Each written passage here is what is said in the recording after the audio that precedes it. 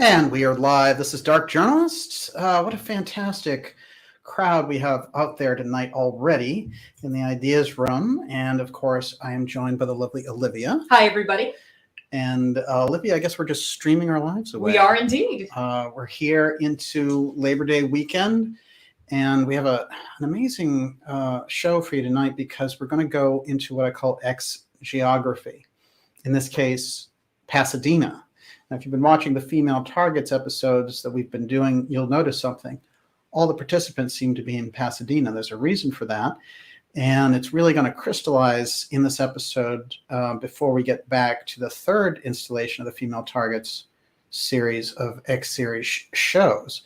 There's so much going on in our everyday reality, and most of you have been kind enough to send me so many things about it as I'm doing my own research on what's happening. And so we're going to cover some of those things tonight, some of them coming straight out of Pasadena, so the timing couldn't be better, including the parole, Miss Olivia, of Sirhan Sirhan. Yeah, I know, it's shocking. It is shocking. You know, when I spoke to RFK Jr. last summer, we talked about this, and he, in fact, said that if they were to parole Sirhan, it would be basically an admission that they understood that he was not responsible for the shooting, and that it was, in fact, Thane Eugene Caesar, who was from the Skunk Works division of Lockheed Martin, who was behind Senator Kennedy and shot him that night. So this is kind of quite an earthquake. We'll see how far they go or if they're teasing the public with this, but there's a lot of very unusual things about the Sirhan Sirhan release that's in the works. Sirhan into his 70s now, and certainly has had his share of research done on the whole situation of him being brainwashed going into the Ambassador Hotel. If you get into the story, in fact, there are a lot of details that would convince any sensible person that he was placed there by a group operating out of that strange, shadowy corridor between the intelligence agencies and the aerospace companies. And they needed him to be the fall guy so that they could get their guy in there to make sure he could do it. And in fact, Thane, the security guard who had got the job 3 days before at the hotel, the Ambassador Hotel, before Robert Kennedy appeared there and was assassinated, he fled to the Philippines, which is pretty ideal in a lot of ways, especially in that era. Very difficult to extradite somebody out of the Philippines.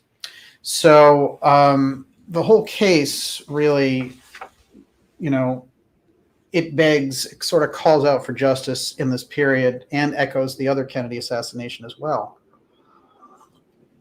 Now, the question is, what do these assassinations tell us? They're aspects, they're pieces of history that changed everything, and they're in the past. You know, the Robert Kennedy assassination was 52 years ago, and the JFK assassination closing in on 58 years ago. So that whole coup d'etat aspect inside the regular public state, the kind of covert state that was underneath, just went whoosh, and there was a big switch out there in 1963 and then again in 68.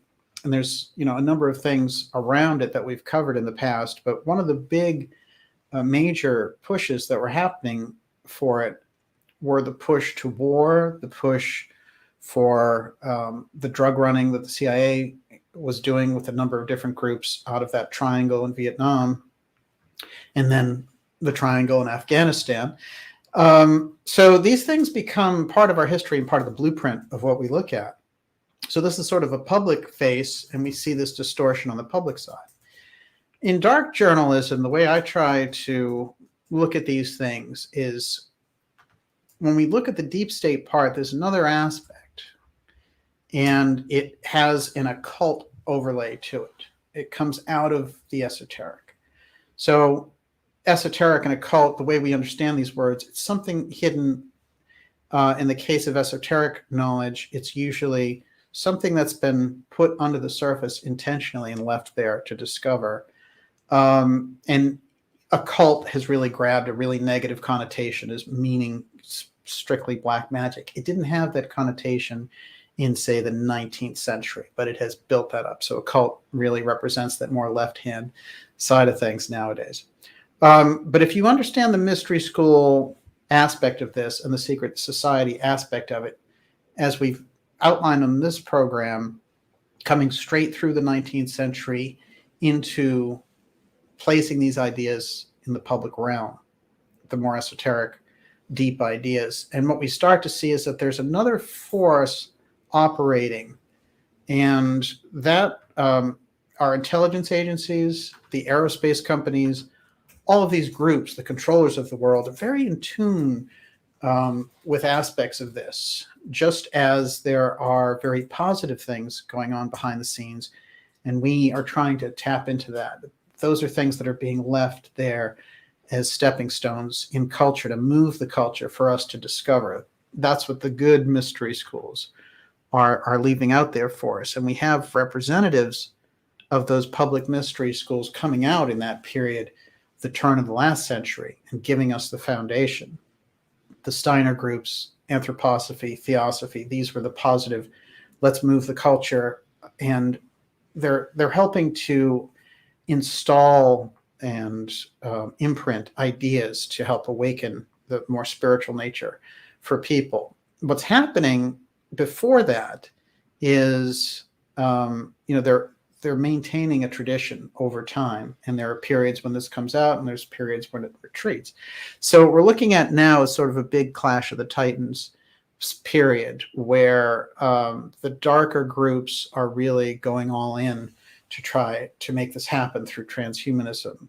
This is their big play.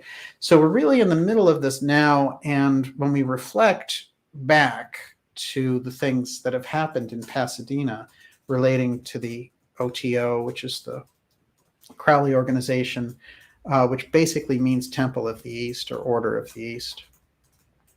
And the work, the strange goings on around Pasadena that spread out through Hollywood and through Laurel Canyon and all these things that became so powerful. What we're looking at is a kind of supernatural aspect along with political and dark intelligence aspects. So the more that we become familiar with it, the better chance we have of seeing what it is that we're up against. And also, the biggest thing to avoid, of course, is a lot of fantasies. A lot of people just create evil things out of the blue. And, this is a big problem in this line of research, which is you have to do it without psychic distraction, which is why it's really good that we have people out there like Gigi Young, for example, who are able to go into these areas and just come back and give information. What I'm doing on this tonight is some of that X geography. Now let's look at some of the X geography that we've added. In the case of Moon, Pennsylvania, for example, here is something that is a much better candidate for Area 51, in my opinion, than the areas out in Nevada. And I think that when they leaked those things out to us through Nevada and through some of the things that were revealed, New Mexico and the rest, they keep us looking out there. And their activities were based there at a certain point, but they've moved. And we have to move with them. So some of the things that we've put on the map in X geography is Coronado, California. This is right outside of San Diego. And there's so much UFO activity. And, but if you go deeper and go back there, you'll find Frank Baum there writing The Wizard of Oz.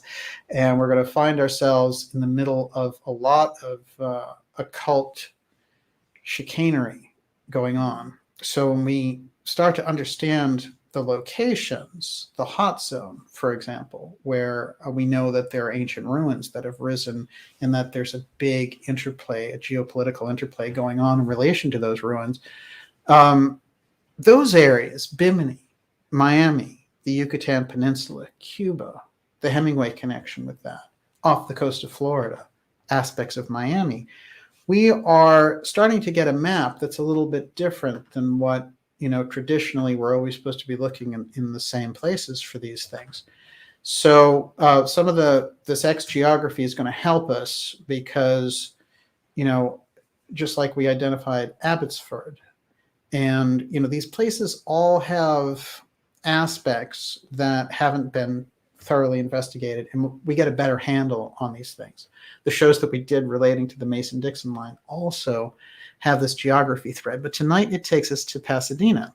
Now let's remember something about Pasadena in relation to what we were just talking about, which is Sirhan was from Pasadena. I mean, he's originally from Palestine, but when his family came over here, they landed in Pasadena, and when he was grabbed, in fact, his official address was in Pasadena. There's a lot of very unusual pieces that were operating even in that case in Pasadena. One of the interesting things is that Sirhan had taken up hypnosis, in fact, because he'd had a sister who had died of leukemia, and it was like an after-death type thing. I want to contact from beyond. And so he got himself into these unusual things, including joining,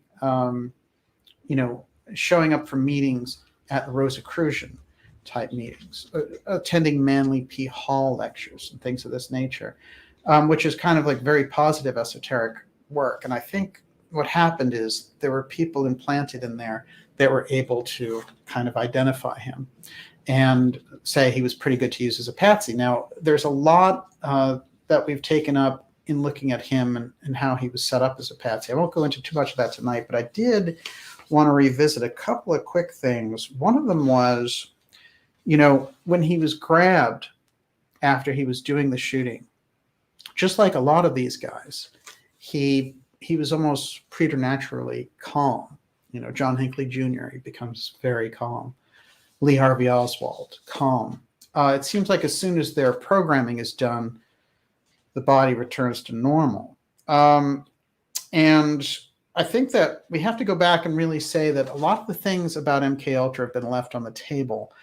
And although we know things about it, and there are authors who have tackled it, and it's on the record to a degree, we have to remember that the Central Intelligence Agency destroyed 99% of the files relating to it. All we have are reference files, things that reference that there was a program, and that there were doctors like Gottlieb, playing around with drugs and lights and suggestion and torture to get different types of results. And, they were also using very powerful hallucinogenic drugs.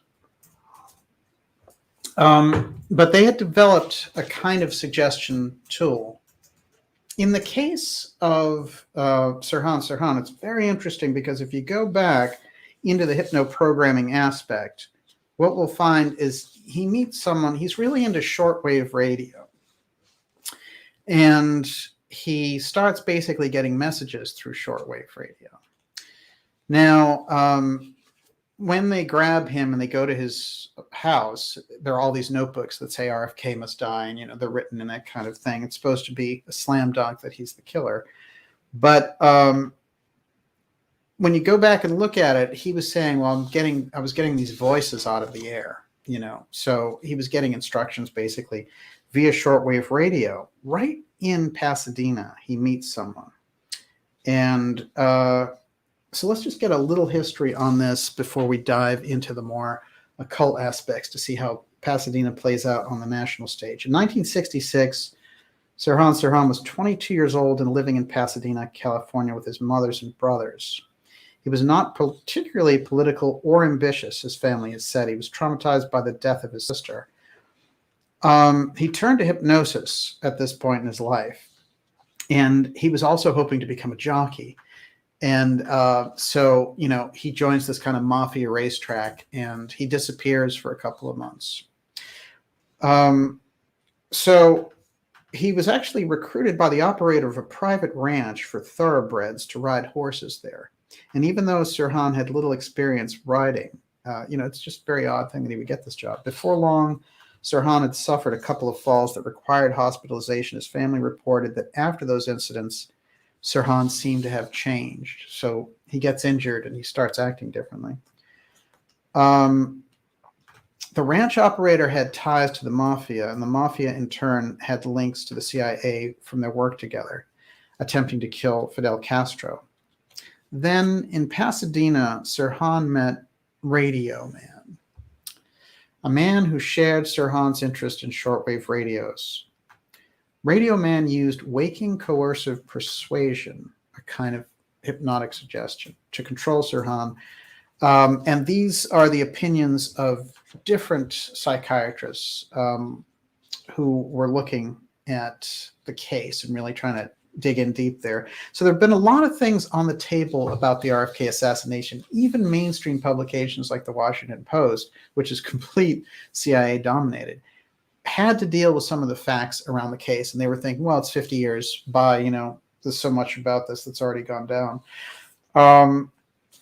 But when we look at it again, he meets Radio Man in Pasadena. He goes and he joins these groups at Pasadena. So when we look at this case of the strange mind-controlled death of Robert Kennedy and how it was pinned on Sirhan, who was a troubled and easily suggestible individual, we see that classic pattern of how this is how they used to do things. And we saw it later with things like the Batman shooter and things of this nature. They know how to take those weak individuals, set them up, and then sell it the rest of us on it with specials and everything else. But when you get right down to it, the fundamental evidence in the case of Robert Kennedy is that the person who killed him shot him directly from behind with only an inch between the gun and the ear of the senator. So now when his family goes back into it, like RFK Jr., and I'm not saying the whole family is on board with this, but RFK Jr. looked into the case deeply, went and met Sirhan, talked to Thane Eugene Caesar, who he was trying to get a confession out of in the Philippines, and then Caesar suddenly died, so they didn't want those confessions coming forward. But we have to understand that this deeper level that's operating, like let's suppose that we understand they're using hallucinogenics, they're using hypnosis, they're using drugs to program people.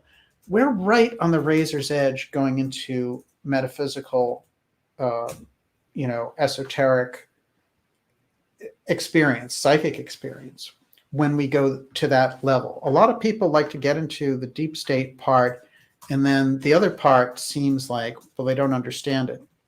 It's so crucial, in my opinion, to understand the tools that the intelligence agencies have on the psychic side and the kind of astral groups that they have, that they employ. Otherwise, things like the remote viewing programs and things that we know about don't really make a whole lot of sense if we don't bring that piece in. So that's what we're going to be doing tonight. And we're going to be going through this very interesting location of Pasadena. We're going to be walking through George HODEL and the strange things that we reported in the previous episode. Of course, all of his activities coming directly out of Pasadena. Caltech plays a big part in this episode, along with Jack Parsons, who was there at Caltech, and Frank Molina, who I want to really introduce tonight because he's a major player in all this, deep in the esoteric, deep in the rocket program, deep in esoteric stenographic art, which we're also going to talk about tonight. And so we're going to take a bite out of that. On the second half of the show, we're going to be taking your questions, and you can ask those. Just how do you want those? Do you want them in caps? You want just to say caps is the way to go. You can also say at Dark Journalist. I guess that'll get our attention. How's it going out there? Going great. Craftomatic said that Yes. Biden had FBI files on 9/11 released today. Did you know that? I did, yeah. From what I can tell, they're going for kind of a fluff Well, thing. of course.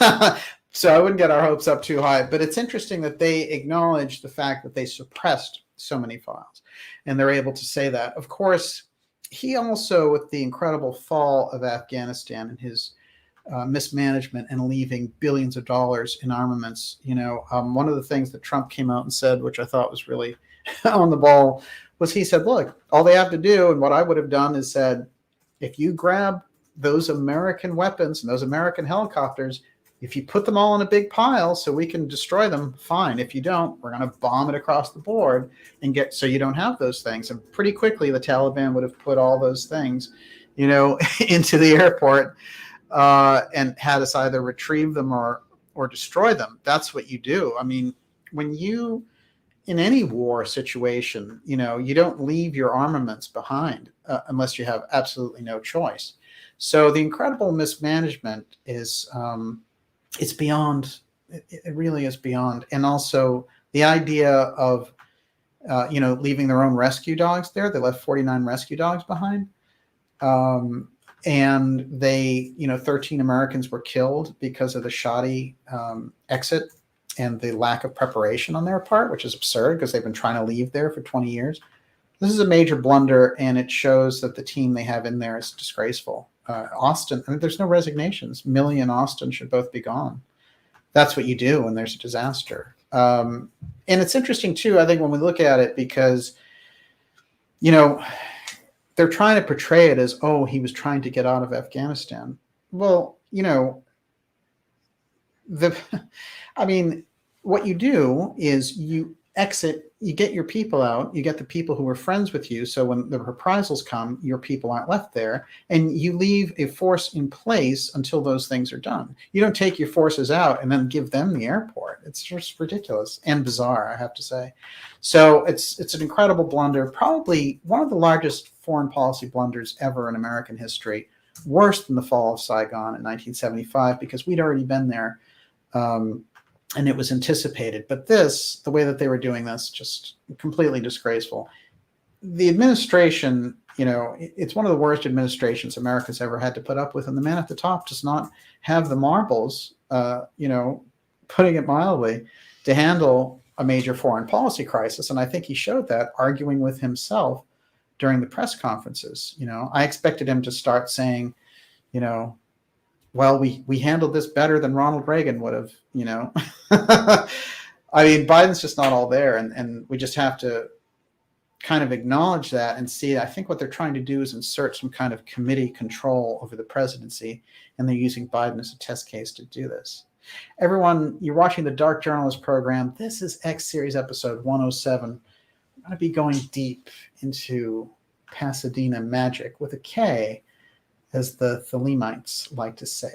And we're going to be taking your questions in the second half of the program. I want to remind you, before we go any further, to go to the Dark Journalist website at darkjournalist.com and sign up for our newsletter. That's a free newsletter, but it keeps us in touch, and that's so crucial with the incredible censorship that we've been seeing. We've gotten around as much censorship as we can. It's major censorship on Twitter. And, here they just kind of unsubscribe people nonstop, and they suppress the numbers. And, we don't appear in searches and all these other things. But we push forward and we put the things out. We'll be showing up on other platforms as well. But the most important thing is to have that deep connection, as we do with you in the newsletter. And basically, you'll get an email about once a week letting you know that these things, incredible kind of interviews that we have coming up for you. And of course, the X shows as well. Okay, so anything else there, Ms. Lloyd? No, there's lots of conspiracy theories about what really happened in Afghanistan. And, that it's not as it appears. And there's no question. We'll take some of those in the question section, and I'll do a show. I'll do an X State of the Union show here sometime in September, covering all these things, because there's so much going on, of course, with all the people that they're throwing out of work. In relation to the experimental injection and these types of things. And it's beyond absurd. And all I can say is, in relation to the government overreach, push back in the logical ways that we can push back against it. And if anyone threatens to fire you in relation to these things, let them fire you. Don't even quit. Just let them fire you, because that sets up a whole dynamic. And that's just like I've said it too, when it comes to, people have said, well, why don't you just show up on another platform and get away from YouTube and all that? My point is, let them take that step of silencing me, and I'll do those moves. But I'm just going to continue to deliver the kind of news, and I don't pay attention to that type of censorship. If they shut the channel off, obviously we'll have different aspects for you. If you're in that newsletter group, you'll know what they are. So I think that really covers it. Yeah. Jay Cameron is asking, wasn't the Church of Satan from Pasadena, Temple of Set, Jim Jones? Yes, there's a Pasadena connection with a number of these groups. So we're going to try to touch on as many as are pertinent. I'm going to go into that period of the kind of 30s, 40s, and 50s. And it does set up the things that happen later, because we're going to find that there are strange connections with the whole Manson issue also in Pasadena. So, and God knows that there's a lot of occult action around that whole 60s wing of the thing. And that brings us into some of the Laurel Canyon aspects that we covered in the previous show, which I do think is important. And a lot of it, you know, when I see coverage, sometimes I see coverage like Jim Morrison was a CIA agent. No, it's not how it works. They had built files against people like him, you know, and his dad was a Jim Morrison, the singer from The Doors. His father was a major admiral in the Navy. So they tracked him closely because they were like, if he turns out to be somebody who wants to, like, you know, lead a revolt of young people against the Vietnam War, it'll be really embarrassing for us because his dad is the admiral running the thing. So they watched him for those reasons, and they tried to kind of coerce his career for those reasons. But that doesn't make Morrison a CIA agent. You know, it doesn't make John Lennon a CIA agent. It doesn't make, you know, nowadays with some of the stars that they have, or, you know, when they say, well, Britney Spears is MK Ultra CIA, it doesn't work that way. They're puppets. They aren't agents. They're used. That's the whole point, is they take their talented people and they move them and they get them into situations. That's why you see over and over again these accountants and people stealing from the legacy of these people. And very often, you know, there's a lot of research that was around in the 80s and 90s about celebrity deaths. That's very different now. And I think it was better. It was a better lens on it because it understood that, if anything, those agencies look at a lot of celebrities and musicians in particular as people they can manipulate for their own purposes. Now, you have complete psychos in the public zone, you know, like Stephen Colbert and things like that. He'll do anything, you know, and that is a CIA takeover. You know, it's just little people they can brainwash to push out a message. And what's that horrible thing that Arnold Schwarzenegger said? He came out and said, screw your freedom, right? Mm-hmm. The Terminator himself. So, who was a terrible governor, you know. His father was a Nazi. SS right. Officer. Hello. No, I'm not going to screw my freedom, Arnold. Maybe, you know, you're a millionaire and you're short on some money because you haven't gotten some good movie roles. So they're paying you on the side to be an influencer to say things like that. But that's anti-constitutional. So no, I'm not going to screw my freedoms. And, you know where you can go for suggesting those types of things. But I think we have a lot of that, and it's pretty easy to see who is, you know, who's with the establishment on these things, and that establishment that is trying to centralize, that is trying to suppress, that is trying to keep these ideas down, that is trying to smother the conversation, that is trying to go for the censorship and to eliminate the human faculty to reason and bring ideas forward just with this kind of brainwashing through the media. You know, in a way, this is really a time for dark journalism because the mainstream media has just become a harvesting machine, which is trying to brainwash as many people, and they're trying to get people in the public to do the dirty work for them. And that's just a fact. So the more we expose these ideas, the more that thing crumbles. And we have some pretty good people out there exposing it. So we're fortunate in that regard. Okay, but yeah, obviously we're going to do a State of the Union soon because there's so much to cover on that. And I did bring some of that with me as well because some of it actually does relate directly to this Pasadena thing. I will do one quick one, which is I'm gonna throw this out to the audience rather than just write it in the chat. Okay, I may get in trouble for this, but I'm going to put it out there. Everybody's asking. Yes, I got human ivermectin. Ivermectin? Oh yeah, I got it. Yeah, they've been trying. Here's the media push. Oh, go finish what you're going to say. I should say, you can get it as far as I understand in every state, and there's online. You can get it from Push Health. Yeah, it's But illegal. It's their illegal. price is getting expensive, so you should get it immediately. It's a legal thing that you can get, and just like there's a number of herbs, there's a number of different things that are available online for you as a free person to try. There's nothing illegal about purchasing that. We're still Americans. We have to act like it. This is the fascinating thing that we see in relation to this, which is they've done such a campaign, and they're like, oh, it's for horses. Well, look, the guy who invented the mRNA vaccine, he said, look, there's two different types of ivermectin. There's the human version and there's the animal version. Just like when you feed animals vitamins, it doesn't mean human beings can't eat vitamins, right?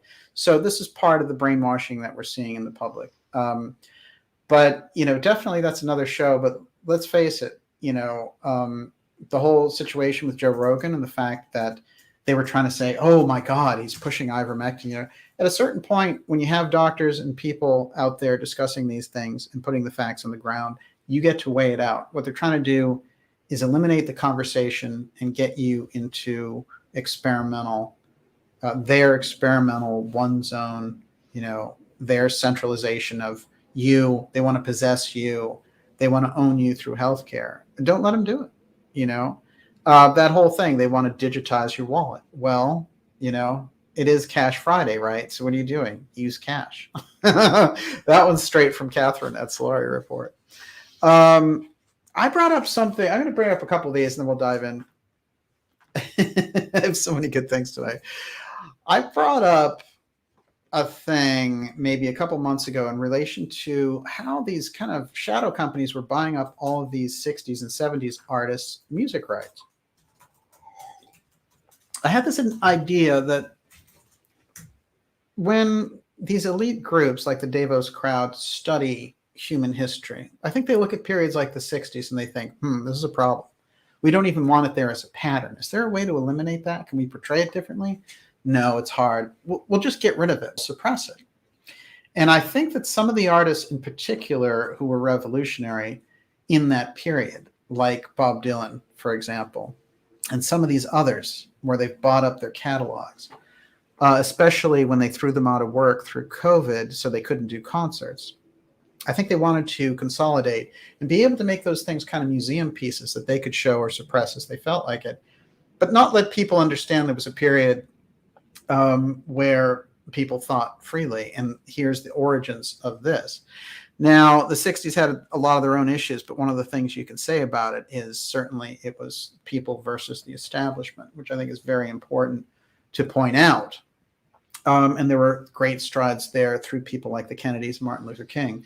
That's the era that they would like to eliminate, just as they eliminated the players in that time. So I thought Dylan was a really good case on this. And regardless of what people would say, oh, he sold out later or whatever, I'm just talking about the framework, the kind of Woody Guthrie archetype. This land is your land, this land is my land. This thing that inspired so many of those folk musicians was a real Americana push, and it became a kind of protest movement. And a pure one, the anti-war part, had a pure aspect to it. And they decided, it was very erudite. It was well informed, and it had some great intellectuals involved. And then, they threw in a bunch of hippies and they confused the thing, and the CIA tried to figure out how can we get rid of this thing. But I think now they're doing an interesting thing. And so here we have the story being blasted all over the place about Bob Dylan accused of sexually abusing a 12-year-old in 1965. All right, so this is some 56 years for them to surface this. Look, when you get into a lot of the rock stars, the past, you're going to find all kinds of skeletons, far and away. But it's interesting to me because I've been watching the things that they've been doing in relation to Bob Dylan in particular. First, they grabbed his entire catalog. Now they're trying to put him in this category of kind of like a Michael Jackson type character, and possibly even press charges against him so many years. So It's a new lawsuit that alleges Bob Dylan, the Nobel-winning folk singer-songwriter, plied a 12-year-old girl with drugs and alcohol before sexually abusing her in 1965. The lawsuit alleges that the singer befriended and established an emotional connection with the plaintiff and groomed her over the course of 1965 as a 12-year-old. So, this is a case where they're going to have to go back and prove this over 56 years later. But if you look at it through the lens that I was just discussing, and we'll see what are the details that come out. But again, they're trying to take this idea of a Dylan and really make it untouchable, right? Because what does Dylan represent? He was very against the establishment. He was an individual character. There were huge FBI files on the guy because they try to figure out how can we take this person down. And he was anti-war and all the rest of it. These are the types of things that I'm talking about. It's actually a pattern that they would like to excise out of the DNA, which is, why do people question authority? And this is what they're trying to get rid of. And they're trying to give you a phony version. And I'll give you an example. Now, you brought up the experimental injection. Let's talk about that for a minute. This is interesting to me. So they have the people who would traditionally be on the front lines talking about these things, saying instead, let's have equal access to this experimental injection. It's not the same thing. Saying, let's have the freedom to have our own choices about what we take into our own bodies. That's where the conversation is, not, oh, make sure that these underprivileged people have access to it too. Because if the thing isn't good for humanity, then you don't want anyone having access to it, right? So that's not really where the conversation is. But this is how they're framing it. And so they're going to be able to satisfy that liberal searching and thinking and say, look, you can get behind the idea that everyone should have this, make sure those third world countries get this experimental injection.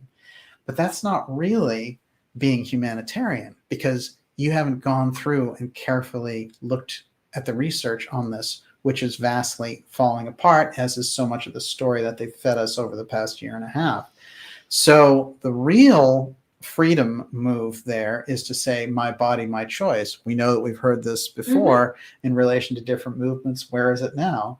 So that's the question that should echo through those liberal circles. I was horrified to see there's a guy out there named Russ Baker who wrote an excellent, excellent book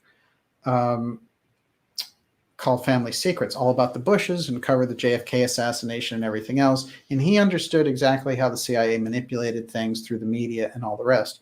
This guy is out there now saying, how dare anybody question science on the magical thing? Well, look, there's two types of science, okay? There's real science and there's paid science. So I'll give you an example.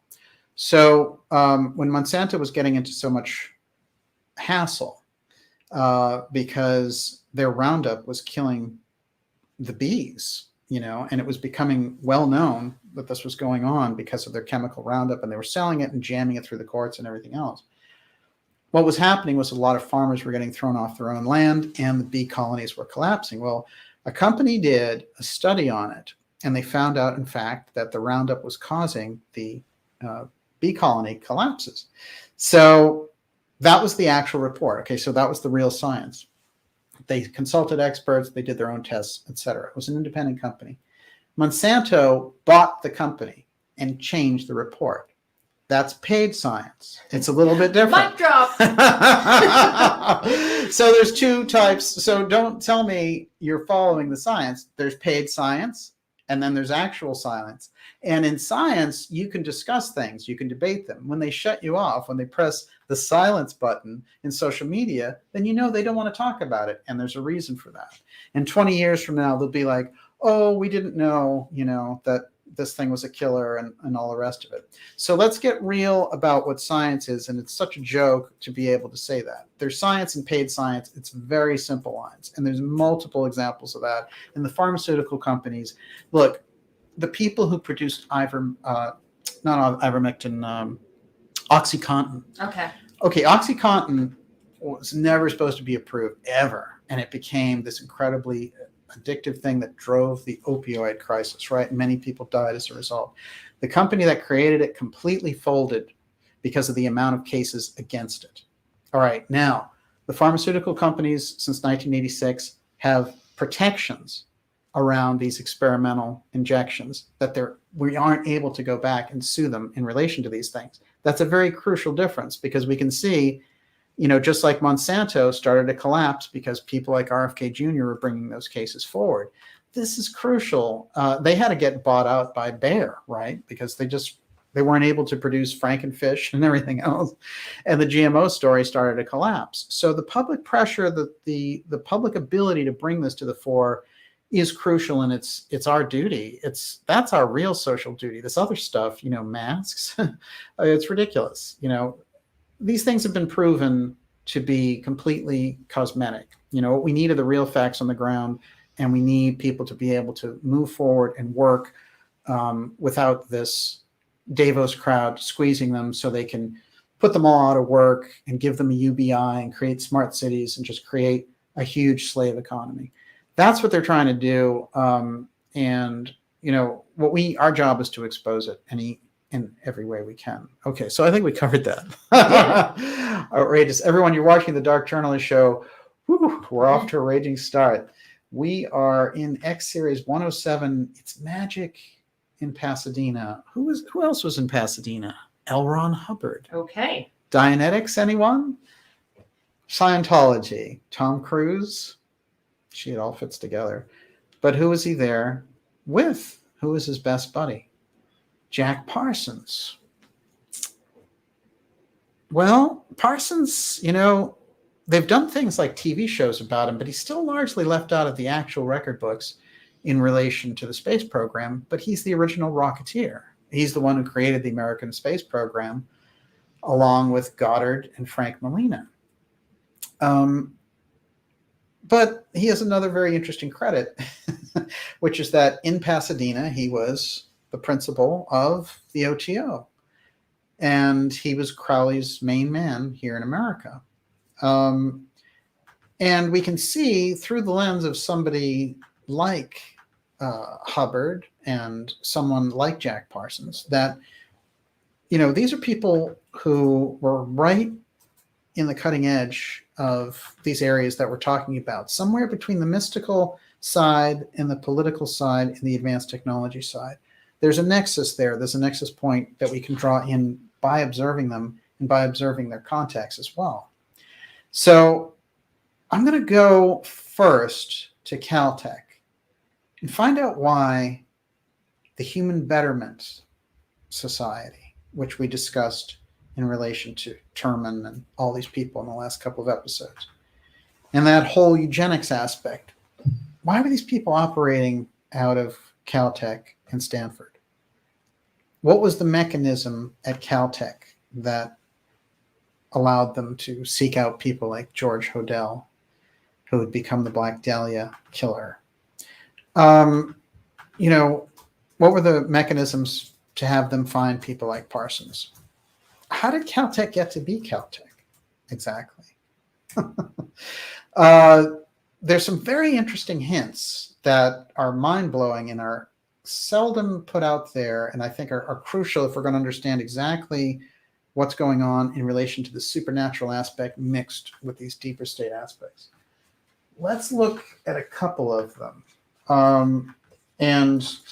We're going to get to as many of the key points tonight as we can.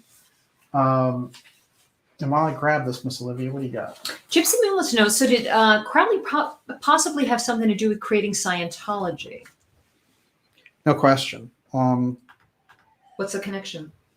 Well, we're going to get into Hubbard being a crucial part of being influenced by Crowley as he's developing Dianetics.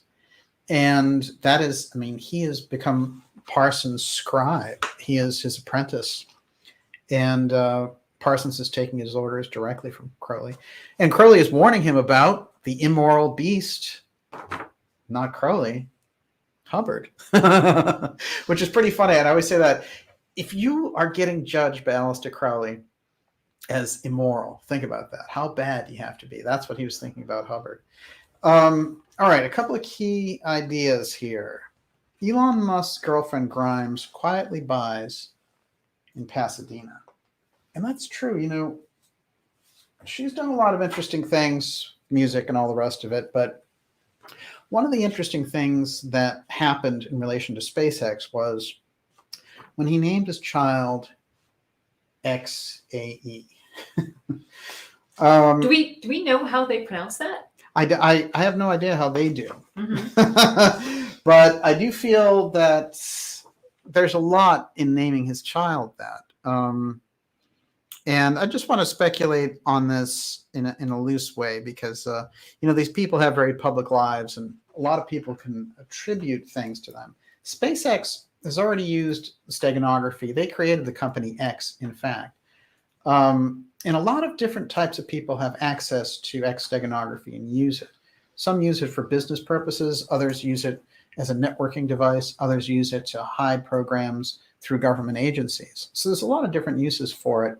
So it's not like if somebody uses X, they're evil. It just means it's a way to track this advanced technology going through different programs. It gives us, now that we've discovered it, it gives us that hint, that we can see what they're doing. Now, AE, I'm going to give us two quick examples on AE. AE was the name of a theosophical artist. And his real name was George Russell, and he came out of the Irish wing of theosophy and studied with really kind of advanced literary people and other artists and decided to come to America, to the West Coast, to join the Halcyon community that I've covered here previously. He would get these astral visions, and one of the astral visions he got in relation to Madame Blavatsky was he saw her true form on the astral plane. And this was this kind of, Atlantean warrior, I guess you could say. But that's a very impressive glimpse, as is many of his artistic works. And tonight, there's going to be a lot of art in this program because one of the key players around Parsons, Marjorie Cameron, she was an amazing artist and would bring many of these visions forward. Frank Molina, who was his partner in the Jet Propulsion Laboratory, he also quit the whole thing, got chased out of the country by the FBI, and became a steganographic artist, which is quite powerful. And we're going to take a look at some of his steganography in his paintings tonight. This is actually one of them from Molina. And he was very fond of using the X steganography in his artwork. He also did something called kinetic art, which was art in different circumstances, or moving art at times, or light influenced art. Very unusual and very fascinating. He was very fond of using the X steganography in primitive ways. This is a installation that moves. So that whole structure is moving, and I liken it very much to the ancient cave work in Cuba, which carries those interesting lines and curves, and also the X steganography. He's embedding it deep. When he's working with Parsons, and one of the reasons I think they eliminate Parsons and chase Molina out of the country is that they understand this esoteric supernatural aspect of how the technology works around the X technology. Remember just a couple of fundamental things, which is X technology, it resides inside the UFO file. That's where they classify it. So the UFO file is classified to a point, it's the highest possible classification, because the effect of what happens inside the activity around UFOs is something I've termed apotheum on this show. But it is a reality distortion field where the mechanics of reality no longer apply. So they classified that in the 40s as, just at the top classification. And there are physicists who went on board saying, this is how we've done it. It's the top secret right now in the national security state arrangement is the UFO file. But inside the UFO file is this X technology, which doesn't just come from this outside source of UFOs or an interstellar civilization visiting us here. All those things are in play, but directly out of those mystery schools and the work of people like Tesla and John Worrell Keeley, again, they had aspects of this X technology. They're applying the X technology. So the X technology also resides inside the UFO file. All of that classification wing, which is protected, in such a way that not only can it not be penetrated, which is why so much of the false disclosure movements just, they do these things in the press, and we've exposed them over and over again. The kind of, TTSA, BS, those things. Yeah. Chris Baker says, who's Hubbard? Crowley, Parsons? What are we talking about? I'm just trying to catch up to speed. We're assuming, because we have a very knowledgeable audience, that everybody knows so much about this topic already. Oh, no, as you follow along, you'll hear enough about all of them, of course. But L. Ron Hubbard, of course, the leader of Scientology and Dianetics. Aleister Crowley, the leader of the OTO, and just infamous great beast occultist. And Parsons, his apprentice, who was really the kind of genius student in the rocket program. And he was America's Wernher von Braun. In fact, he had these long distance telephone conversations to Germany with von Braun when we weren't at war with Germany, talking all about rockets. They were the best of friends. And, he could afford that type of stuff because Parsons came from an incredibly wealthy Boston family. Who went to Pasadena, just like the Golgethers come out of France, who were originally Russian Jews, and they run over here to Pasadena, and HODEL is their wonder child, and he is a classical pianist, and he eventually becomes a really senior medical official down there in Los Angeles, and all of the strangeness around the case with him and his daughter that we've covered, and the Black Dahlia killings and all that, all goes back to this beginnings of these people coming over here and going to, for some reason, Pasadena, which is so much about what's happening tonight. So, but I do think it's important for us to get a handle on why people like, why wouldn't the deep state just adopt people like Parsons? Why wouldn't the deep state just adopt people like Frank Molina, who was also there at Caltech and became part of that rocket program with Parsons? And we're going to get into Molina hardcore tonight, and we're going to see that his offspring have some very interesting spouses, which might be very well known to you based on all the things that have been happening. So we have to sort of start to get the metaphysics of this wrapped in with the technology. If we do that, then we're on the same level that they're at. As a matter of fact, one of the names for the first rockets that Molina and Parsons created that were accepted was something called WAC, W-A-C, Corporal. WAC Corporal. That was the first rocket that was accepted. Nobody knows what WAC meant. Of course, there's Women's Army Corps, but that had nothing to do with this.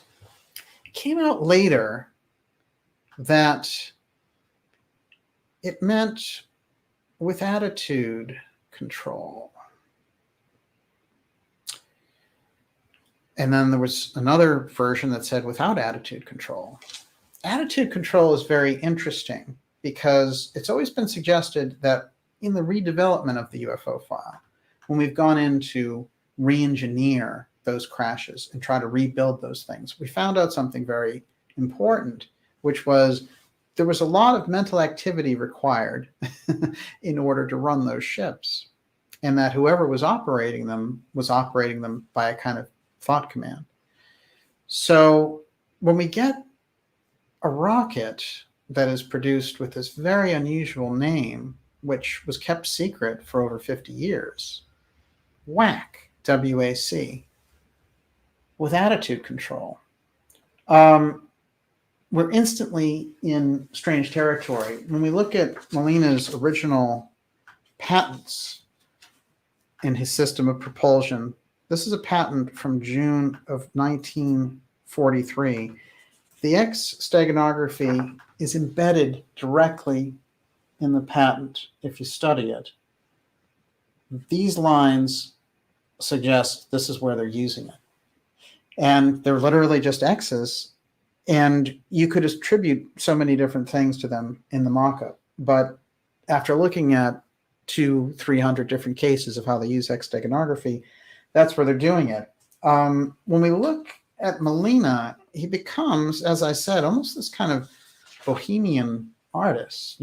He's very much, a kindred spirit to Parsons. And he really is somebody who is underexplored in relation to all this. His paintings always deal with extraterrestrial aspects. You can always find things that are unusual about planets passing in the titles. He's always talking about cosmic themes.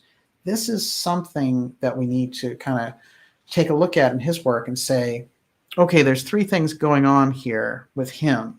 One is that he's working closely with Parsons in this advanced rocket program, even before the Germans really have a big handle on it. And then the FBI really wants to get rid of him. And there was actually a very interesting article that I picked up a couple of key points on. This one came out of Arid Space magazine, and it said, was the FBI right to hound one of America's foremost rocket pioneers? Meaning Molina. Just a couple of quick things here. So he co-founded the Jet Propulsion Laboratory, and it got the attention of somebody who was looking at the history of space rockets that, this guy got chased out of the country. What was he up to? Well, they used that thing just like they did in relation to Parsons, that, there was some kind of communist thing, but they weren't members of the American Communist Party. And after all, we were partnering up with the Russians during World War II anyway, so that really doesn't make sense. Question is, what was it that they were trying to get rid of them over? Though Molina was an accomplished scientist who made significant contributions to the field of rocketry in the 1930s and 40s, he remains a relatively obscure figure in the history of aerospace. McDonald's thorough book, which is Fraser McDonald, who wrote a book about it, I didn't find so much. I don't know how thorough he was, so I'm not really recommending the book, but the subject is incredibly interesting. A little bit on Molina. Frank Joseph Molina was born in Texas, the son of Czech immigrants. In the 1920s, the family returned to Czechoslovakia, but in the interest of acquiring the best possible education for Molina, who was already showing signs of exceptional intelligence, they returned to the United States. So he got a Bachelor of Science degree from Texas A&M, and then he got his scholarship for Caltech. Caltech had an amazing eye for picking out who was a genius. And they actually had studies there. They developed the very first IQ test there, and they did it with an eye towards eugenics, interestingly enough. Theodore von Karman was a noted rocket pioneer in the early 20th century and an authority on aerodynamics. While Dr. von Karman was a professor of aeronautics at Caltech in the 1930s, Frank Molina was one of his graduate students. As early as 1933, Molina dreamed of interplanetary travel. So conceptually, he's very advanced. He's already thinking of interplanetary travel in the early 30s. In 1936, he and von Karman co-found Galset Rocket Research, which focused on rocket propulsion. In 1939, he won all these awards, etc., and he went forward. Von Karman and Molina established a laboratory devoted to rocket work at Caltech. The word rockets had a dubious connotation at the time, so they dropped it and turned it into Jet Propulsion Laboratory, JPL, which some people call Jack Parsons Lab. So you've got there von Karman, you've got Molina, and you have Parsons, all directly working in this laboratory at Caltech. Now, I mentioned before, why Caltech? How does Caltech come to be the key place? And again, the key location, Pasadena. We're walking through the questions, and there are a lot of like, traditional answers about elite groups and, how they select people and all the rest of it. But really on the ground, who was it who was behind Caltech? It's not very often expounded upon. Let's take a quick look at that. And while I grab it, Miss Olivia, how are you doing over there? This is so great. Thomas Tyson, Yes, know and love, Uh-huh. says, when I was a kid, I thoroughly explored the tunnels under Caltech. My father and grandfather are alums. My dad was president of the Caltech Alumni Association for many years. My grandfather, Howell Tyson, was a professor there during the Parsons era. Howell Tyson. Wow. Is that interesting? We were talking about tunnels under Caltech. Yes, there are tunnels under it. I'm going to tell you an interesting story because all of the major groups like MIT, Caltech, they have secret meeting places. So when I was 18 years old, I'll give you this, since you mentioned that, I'm going to give you a personal story. I met someone who worked at the Museum of Science and was she was an MIT student. And she said, I'm part of an underground society at MIT. And she said, so I hung out with her and spent some time with her. And she said, I can show it to you. So I said, I would love to see it, but are you going to get into trouble for doing this? And she said, no, I know exactly what I can do. So she led me down into the basement of MIT, and she did almost like a strange choreography. It's hard to describe the rhythm that she had with it, but it seems like that's how they remembered about how to get into this place.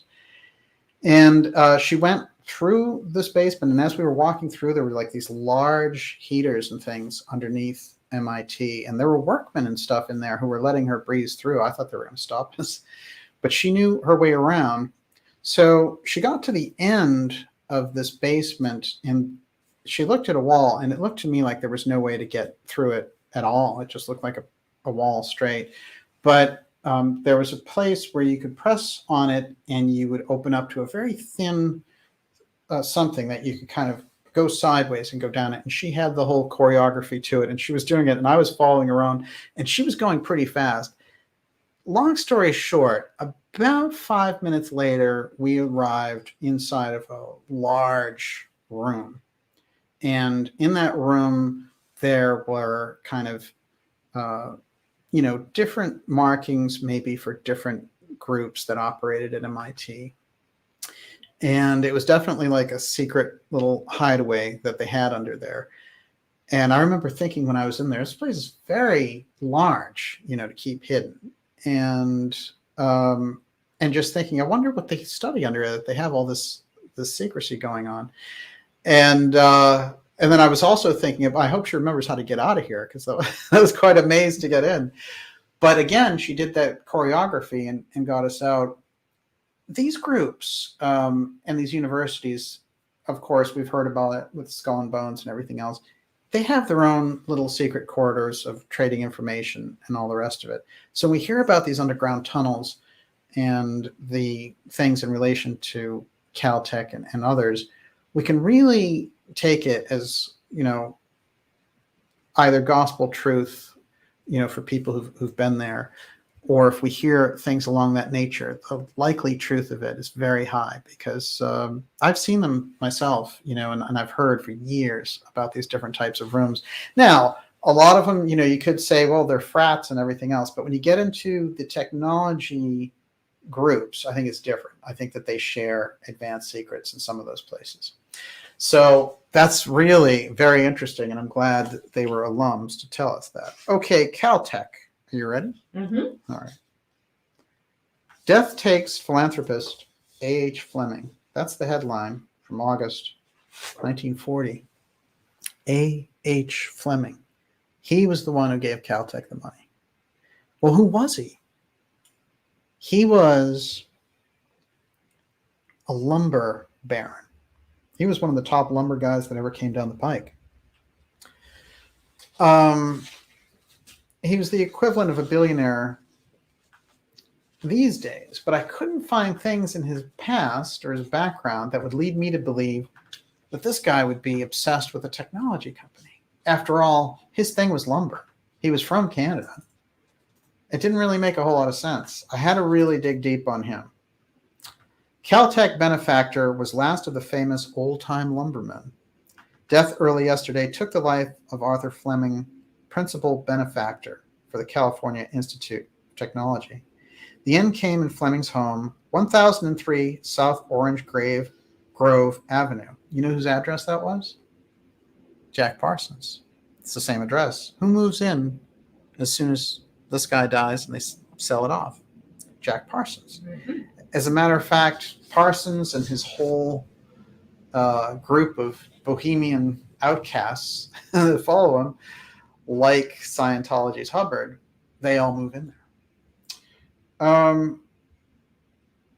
Pasadena. We're in Pasadena again. Another obituary. Arthur Fleming, who gave Caltech millions, dies at his home here. Noted philanthropist, contributed both time and money to cause of education arts, won Nobel Award for civic service.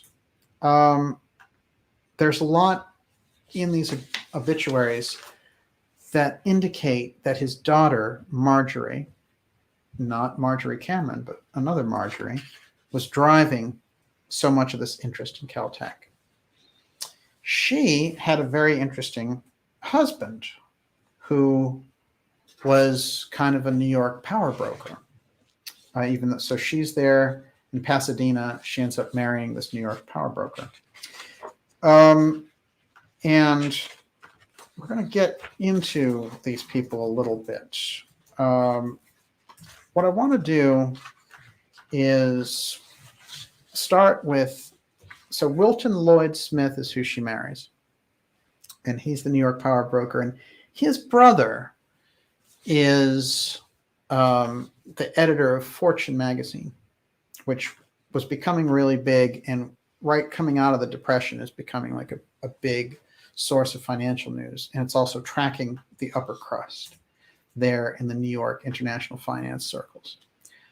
Wilton Lloyd Smith, who she marries, Fleming's daughter again, marries, is the son of a Supreme Court Justice, Walter Lloyd Smith.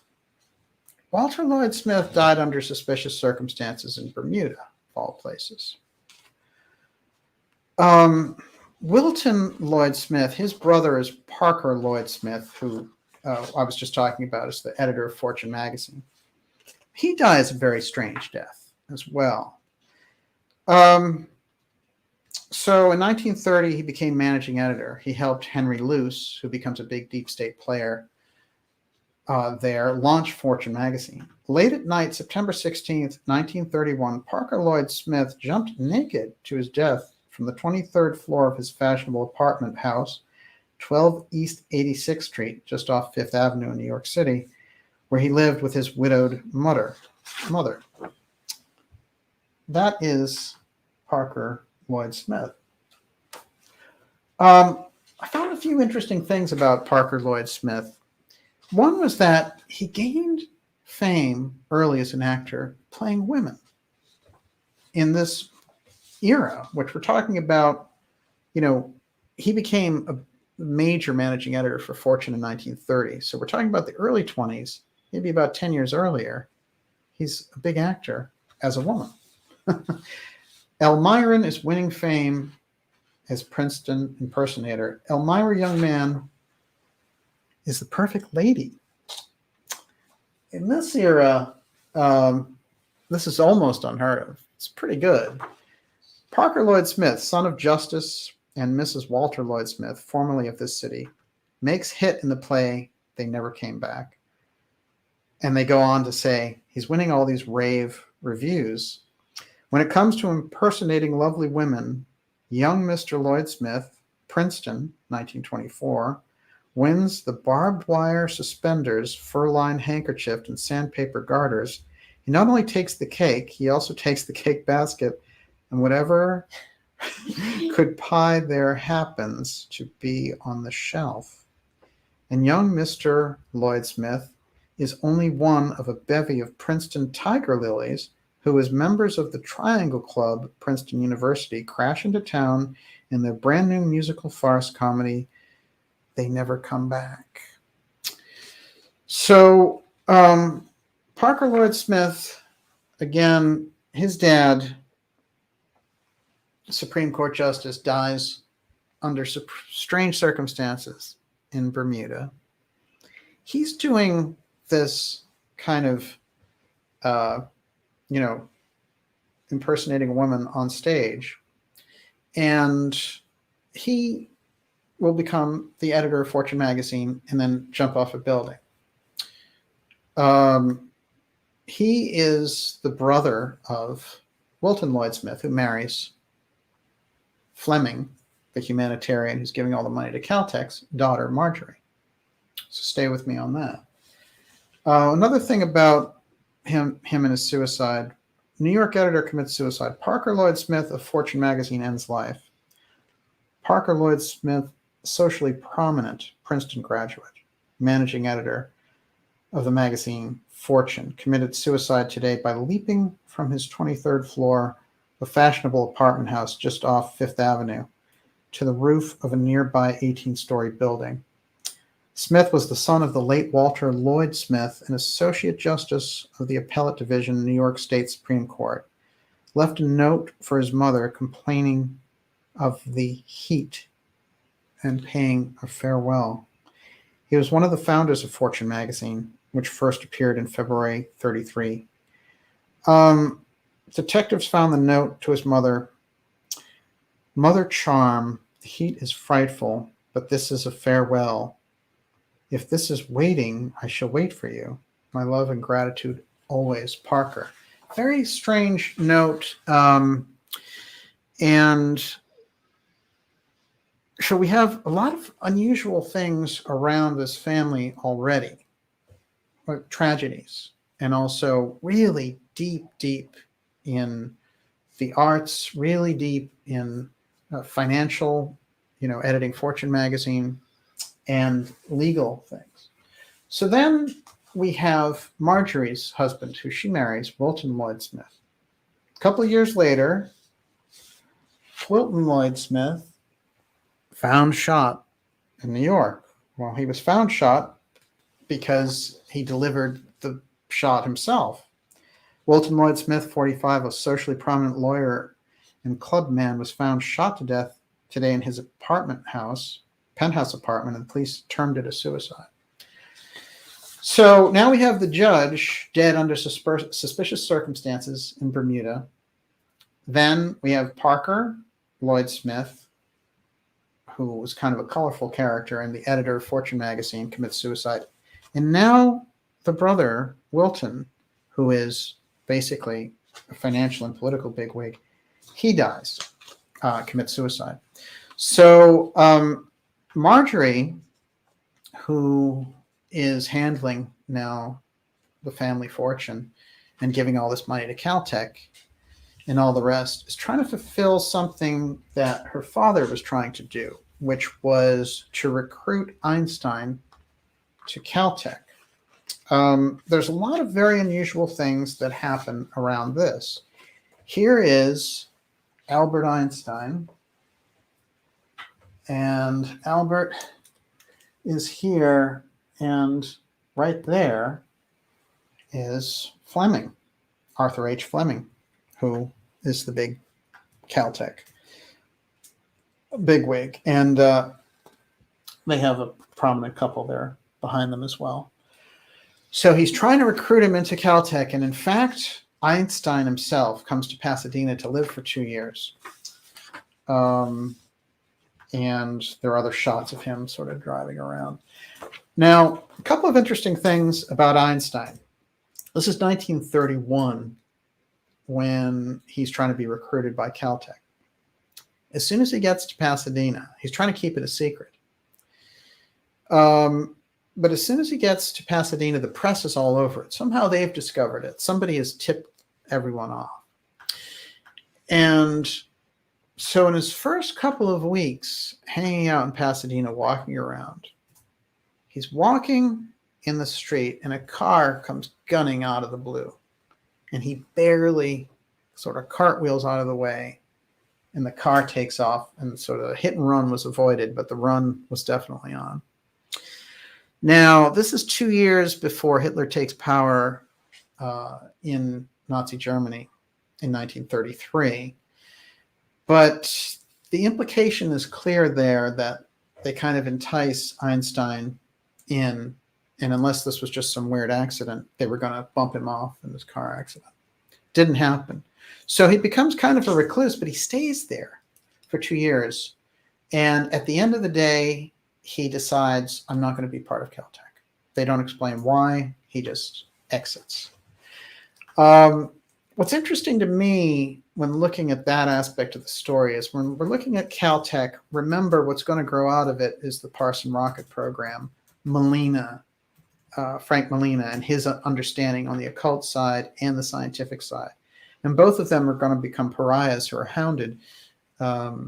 Parsons killed, and officially he blows himself up with mercury, but I've never believed that story. But he's also called a spy, just as Molina is called a spy, and Molina takes off to France. So we're looking at something there in the early setup of all this, just like we're looking at it directly around the Fleming family, all of those deaths around this family that she's married into, and this incredibly, kind of generous campaign to get Einstein on board. There's a lot going on with Caltech, and when we see it as the root of so many of the unusual pieces. So I'm going to hop to George HODEL for a moment. HODEL, as we went through on this program for a couple of episodes, was this incredible prodigy. And he, his parents had come over here being Russian Jews. They were in France, and then they changed their name from Golgether. And his mom was a female dentist, which is also incredibly rare in Paris in 1906. So they come here and they change their name to HODEL, which in that part of Europe, in the Netherlands, I guess is just as common as Smith, which is where the father was from. And then he goes to France and the family goes directly over. So HODEL, as I said, grows up as, this incredible genius with an incredible IQ and all the rest. And he's a classical musician.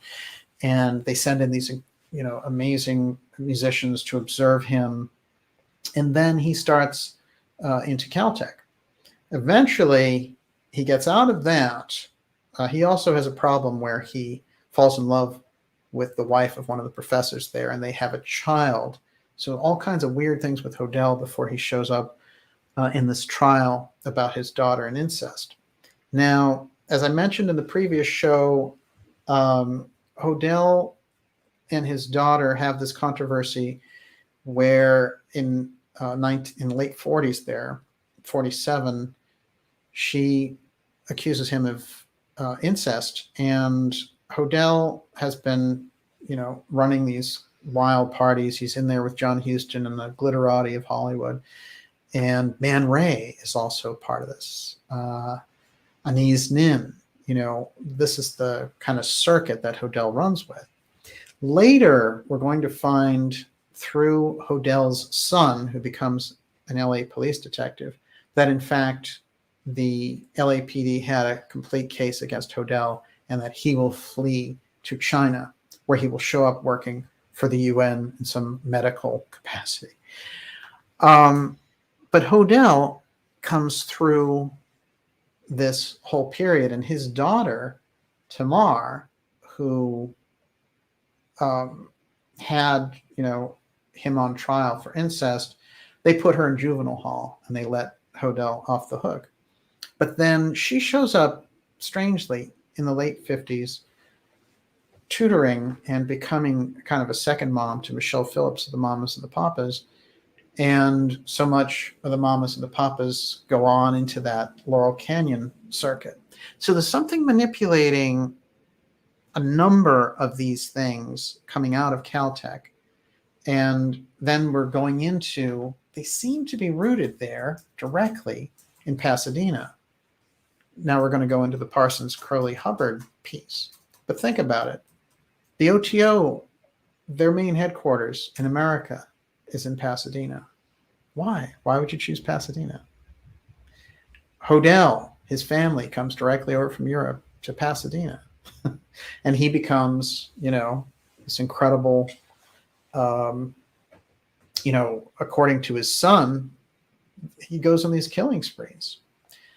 And he's this kind of infamous doctor who's known as a major, social hygiene authority. He runs the VD clinics and he has all the blackmail control files material. But this has all emanated out of Pasadena. And it was an interesting thing because I did a map quest looking at where exactly, if we took HODEL's house that he grew up in and that he attended Caltech from, and we looked also at where the house was that Fleming lived in, that then Parsons took over on 1003 Orange Grove Boulevard, it was literally a 5-minute drive. So those guys are right there in the heart of everything on Orange Grove Road. And like I said, there was the Little Old Lady from Pasadena was the song from the Beach Boys. And they mentioned is it Jan and Dean? Jan and Dean, right. That's it. And they mentioned Orange Grove Boulevard, oddly enough. So we're in strange territory suddenly. Everyone, you're watching the Dark Journalist show. We're here in X Series episode 107. And I have to tell you, Magick with a K in Pasadena, OTO, Parsons, HODEL, Fleming, Caltech. What's really going on there? And remember, we get Silicon Valley out of Terman and all those people who got us rolling with Stanford and Caltech. So what is it we're looking at foundationally? What is the foundation there? And when we come in now, there have been questions raised about Crowley helping Parsons do these rituals in the 40s, opening these portals and all the rest of it. And then, of course, when we get into the 40s, we get into the UFO file question. That's what we're talking about. I want to remind you to go to the Dark Journalist website at darkjournalist.com and sign up for our newsletter. That's the way to keep us in touch, and also for us to be able to get around a lot of the censorship that we've been seeing on social media, which is absolutely un-American and completely abhorrent to the internet freedom ideals and to the Constitution and the guarantees of rights of free speech, etc. So the best way for us to kind of maintain that communication is definitely in the newsletter, and we can be signed up there. We're going to be taking your questions in the second half of the program. What do we got there, Miss Olivia? Carl Cartesian says, Dark Journalist, did you watch any of the testimonies from people that lived at the parsonage? It's pretty clear Parsons introduced first Molina and then Hubbard to remote viewing and theosophy. Yes, he's deep, very deep in those aspects. I want to mention someone else in that regard, Arthur Young. Arthur Young, who is the whiz kid, kind of like Parsons, he creates Bell Helicopter. And his connections with the Nine and those aspects, and his stepson Michael and Ruth Payne will be the host family for the Oswalds when they come back from Russia. So you're dealing with a very powerful lineup of deep state power around these people. But Arthur Young, the inventor of the Bell Helicopter and a genius, very much like Parsons, he's very into like raising consciousness. He founds a Consciousness Studies Institute later in life, and that's what he's known for. And where did he do it? In Boston, So there's this incredible back and forth with Boston and California. I've still been trying to figure that out. I know that there's a brain trust here, of course, with Harvard and MIT, and there's a lot of the foundational blue blood money here, as there is in New York. But still, we're going to see it tonight also with the back and forth, because we're going to find Parsons' mother came from Boston and went out to Pasadena. So we have this kind of flip-flop Yeah, what do you got? I'm sorry. Thomas Tyson says, telling yous, my great aunt Leela Hughes was hands down the littlest, oldest lady from Pasadena when she died at 106 at roughly 4.5 feet tall. So big shout out to great aunt Leela. Unbelievable. Awesome.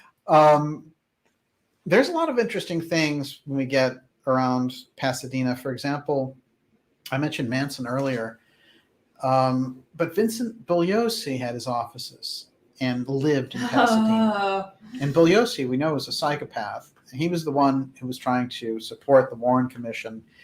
And his activities, the kind of hounding of his wife and divorce proceedings. I mean, this is there's a book called Chaos, where Tom O'Neill did a great job on deconstructing the Manson case and then what was going on in relation to Bugliosi, and he was completely controlled by the CIA.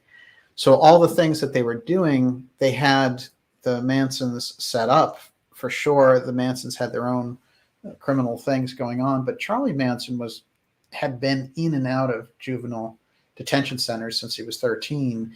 And they decided at a certain point, this guy is a good guy for us to help end the whole hippie thing. You know how I started the program saying, well, they wanted to get rid of, looking back on it, they want to get rid of that whole 60s wave by trashing Dylan or locking up all the royalties or the music rights so his stuff can't be played or whatever. But, if you go back to that period, they also thought we're in trouble because we have a large scale movement. And even though it's being manipulated, they're committed to bringing down the establishment. That's what they're about. And so they had to find a way to bring that hippie thing to a close. And certainly the Manson case did it in a big way, right? That was the end of the Laurel Canyon flower power dream. So Luke Walker wants to know, can you speak to the use or importance of ley lines and how and if they were used by Parsons and HODEL? What do you think? I think that those things are in play. Whenever we get into the geography aspects, you have to wonder, what is it that's going on in relation to that geography? Astronomically, that's crucial. One of the things I've pointed out from my conversations with Graham Hancock is that when an asteroid would strike a particular area, the tribes, for example, the Great Serpent Mound in Ohio, they would consider that to be a sacred place, but also the magnetism of the area would grow dramatically from the asteroid hit. And so they would go back and create these sacred sites over them. Now, we know from books like The New View Over Atlantis and those who studied the new, what they called the Old Straight Track Club. The Straight Track was trying to trace all of those stone megalithic monuments and why they were always aligned in these different patterns at certain intervals of magnetic connection under the earth. So the ancients understood that. They had a way to be able to see it, but they understood the kind of archaeoastronomy around it as well. So there's certainly a connection. What that connection is with Pasadena, I'm trying to figure out, because there's a corridor also, which is the California-Mexico corridor. Because any of these people that we're going to bring up from HODEL, Manson, Jack Parsons, they have so much activity and hidden activity, or will disappear even for years, into Mexico. And no one knows exactly what they're doing. Now, when we study things like the hot zone on this program, the hot zone is that area where they have those secret ruins. And they're under the water predominantly off the coast of Yucatan, Bimini, Cuba, and the Florida coast. So we understand the hot zone aspects. Mexico occupies a big piece of that on their coast. And also, Edgar Casey had said that the Hall of Records, the same one that's identical to what is there under the Sphinx in Egypt, also resides in a temple in Yucatan. So that's there to be discovered. These are things that are interlocking there. Steiner, in his work, talks about how the most incredible Ahrimanic black magicians were located there around the time of Christ in Mexico with the idea of dominating North America. So we've got a lot of questions that go beyond political analysis or psychological analysis of crime.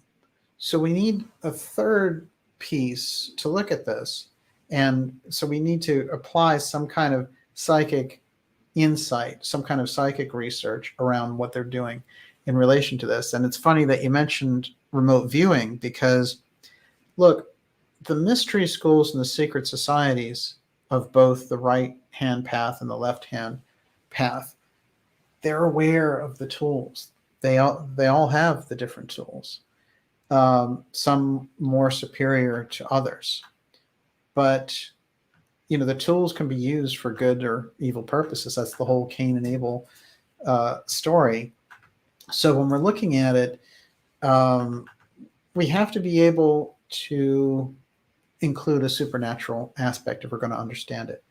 That's why we're going to talk about Frank Molina and the art aspect here real quickly. And I want to say that Molina, I think there's a lot to explore there, because we're going to find that his son has a very interesting spouse who is one of the daughters of Robert Maxwell and one of the sisters of Ghislaine Maxwell. She is married to Frank Molina's son. And having the access to the things in the Molina tradition there that he got chased out of the country for, Molina, again, was a remarkable, advanced, top person in the American space program who gave the Army the only deliverable for rockets that worked. And he did that with Parsons. Molina, later in life, dedicated himself completely to art. He gave up on rocketry 100%, supposedly. Or he could have been selling those ideas and working with a different country for it. But on the surface, he didn't. And it seems to me, when I look at his artwork, I'm getting the impression that he also had the occult bent the same way that Parsons did, but I think that he was leaning more into what I would call the good esoteric. I think he was coming from a higher place with it. And I think that it was Crowley's instruction that had Parsons on a totally different course. One of his self-portraits, Molina, includes this very interesting and unusual planet here. This. You're going to see that over and over again in his stuff. And it's problematic, because I believe that the messaging that's going on inside of Molina's artwork is about the eighth sphere. And I think that he and Parsons were engaged in a process to actually attempt to contact the eighth sphere and visit the eighth sphere. So this is where we're getting into kind of double play with Molina. Molina's artwork has to be studied. I've been doing my best at this point, but I can tell that there are things that are inside of it that are going to give us many clues. I've brought forward a little bit of that. Before I get into it, I'm just going to mention this in relation to the TKO that I dropped about Ghislaine Maxwell. The Maxwell twins' husbands, those are the sisters of Ghislaine, have truly bizarre histories, which led observers to point out that they share Ghislaine's association with powerful and unconventional men. Christine is married to Roger Molina, an astrophysicist at the University of Texas, whose father, Frank Molina, was also a scientist. Yeah, indeed, he was. Molina hung out in California with the likes of Scientology founder L. Ron Hubbard and rocket engineer Jack Parsons. Occultists and transhumanists, a strange echo of Jeffrey Epstein's friends in similar academic and business circles. What's interesting is that we can see for Molina to show up in the Ghislaine Maxwell story, let's remember Terramar. What was she doing with Terramar?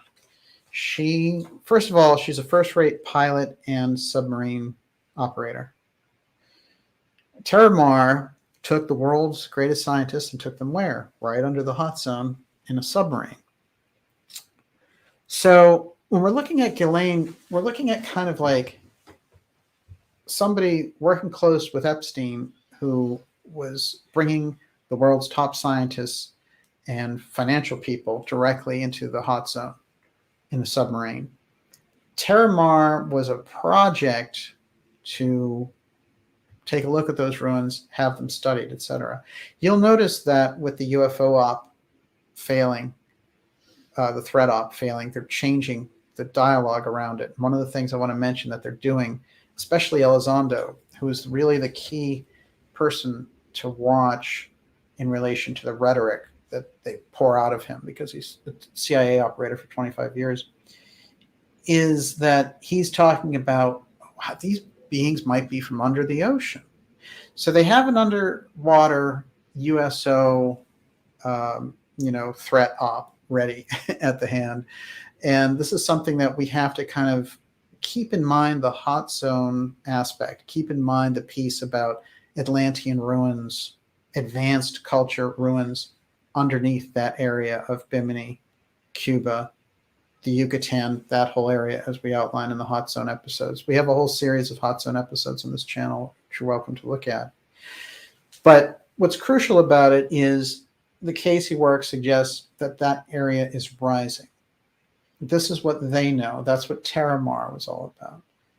People like Molina, think about it. He has all of his dad's information about what? Rocketry, the metaphysical aspect that they were working on. How many metaphysical spells, how much occult activity was at work between Parsons and Molina in doing the rocket program? A lot. And who was guiding the proceedings? Aleister Crowley, who was really one of the most knowledgeable people around magic with a K that we could look to. So we have to, again, have a wider view of this. We can't just study the politics, and we can't just study it from an intellectual point of view. We need the supernatural understanding to go with it, or we don't really get it, because then we don't really understand a character like Molina. It's like, what was he doing there? We don't know. A couple of quick things about Molina, and then we're going to jump on a little more of Parsons. Of course, I was talking about, that's one of the only shots of Parsons with Molina, actually. This is them taking a break from doing a rocket test. That's Parsons. This is Molina here. And that's them working in 1936. One of the things I want to point out is Guggenheim is sponsoring their work at this point. Guggenheim is also sponsoring Lindbergh to fly over the Yucatan and take pictures of Yucatan ancient ruins, look for other stuff, Atlantean ruins. Guggenheim is very fascinating, and that's, of course, Guggenheim art, all the museums and the different things that they're related to. But in this period, they also sponsor a lot of archaeological digs, and they will fund Robert Goddard, and Goddard will go out, and he's also part of the early rocket program, and he will have a lot of contact with Parsons and with Molina. But where will they send him out and buy land so he can test his rockets out? He tests his rockets out in 1930 in Roswell, New Mexico. I mean, think about that. 17 years later, that's going to be the big nexus for the ultimate UFO case and crash, right? And here is Goddard, who is the head, one of the key people in the American program for rockets in 1930. This is really early. It's early even on the German side.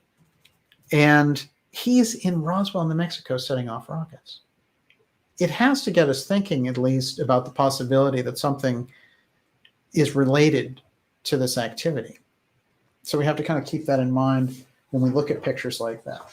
Of course, pictures of Parsons in ceremonial garb. He was the top man for the Pasadena OTO, but Pasadena was the top selected location by Aleister Crowley for the Thelema groups of OTO. So, there's a reason, a lot of the reasons that they don't really include so much in history about Parsons. One is it's an embarrassment to them, of course, but two, they don't know the nature of what they're looking at.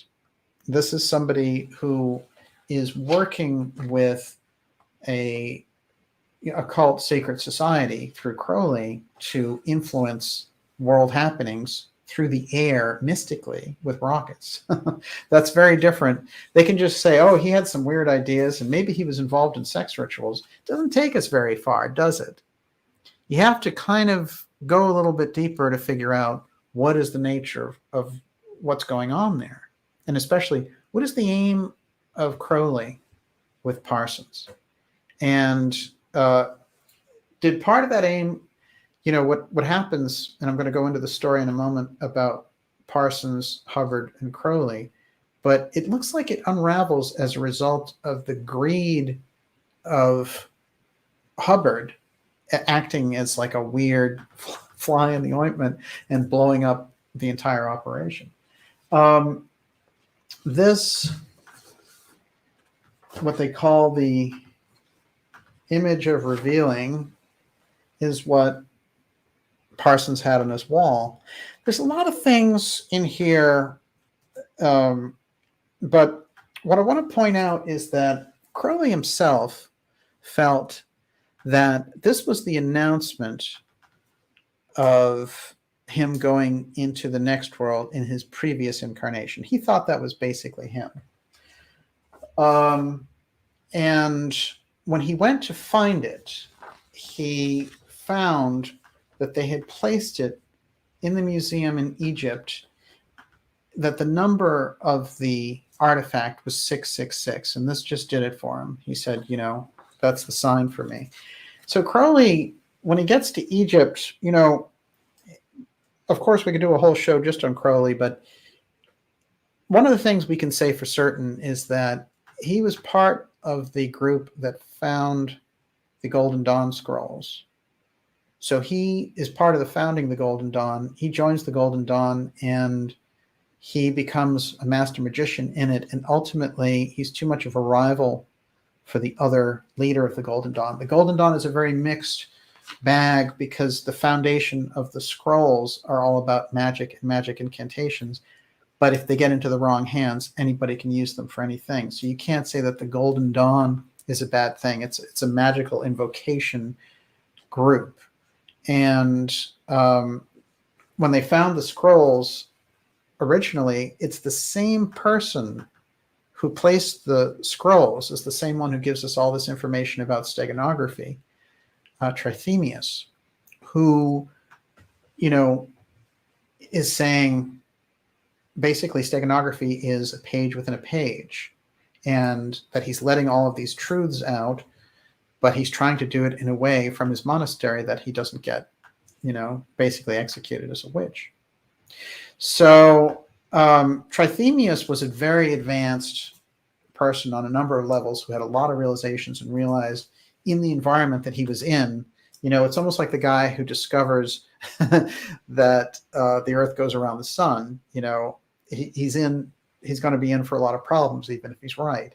So he realizes it and he puts it up in these scrolls. And later, again, as part of this 19th century wave of awareness, just like anthroposophy and just like theosophy, the Golden Dawn scrolls are found and they form the foundation of this entirely new thing. And so when people around the turn of the century, around 1900, are looking at the spiritual vistas available to them, they'll look out, and some of the great artists and the great literary people will look out and they'll see the Golden Dawn, theosophy, anthroposophy. Eventually, they'll see the Casey work and the Gurdjieff work. This is what those schools have deposited and implanted. But one of the main kind of, outcomes from the Golden Dawn is that Crowley becomes incredibly knowledgeable. He's already, obviously, if you believe in reincarnation, he was already a great wizard of some kind. But by the time he gets done with the Golden Dawn information, he's virtually one of the greatest magicians in the public realm. As a matter of fact, at a certain point, he puts a ritual in his book, and the leader of the Scottish Rite of Freemasonry says, I have to make you a top Mason because you revealed one of our rites and rituals directly in your book. So in order to kind of like equal out the situation, I have to make you a master. And he becomes, a master Mason as well. So he understands these things. The problem is his motivations are coming from a completely different level. So, but it's interesting for us to go into this understanding there are all these things pouring in. So when you're looking at the rocket program, and then you're looking at a key person creating the rocket program, being influenced by Crowley, you're right there with the secret society mystery school battle. And in that case, it's the spirits of the air battle. That would be the language involved there. Miss Olivia, while I hop. Roosevelt Media News was asking if there was a Freemason connection with any of these people. Is that the only one that you know of? Oh, no. I mean, certainly the Masons, they will allow Annie Besant into their ranks, even though the Masons were largely all male institutes at that point. And one of the big problems that Blavatsky had when she came over from Russia to America, saying, I have all this mystery school knowledge, talking to the secret societies. And she said, well, even though I'm a woman, you can let me into your groups and I can give you all this insight. And they were like, you're a woman and you're Russian. Like, you're not getting anywhere near our schools. And so it was a big, this was a big problem. And it became part of the reasons for the psychic imprisonment of Blavatsky, because they were worried that she was going to reveal secrets that are only inside the schools. And when she put out Isis Unveiled, she flipped past the censors in a sense, and she put out things that were just, they aren't found anywhere in the public realm before she puts them out. That's the real turning point, and how it gets us into the setup for the situation that we're in. So the lens that we're looking at it tonight is through the X geography of Pasadena.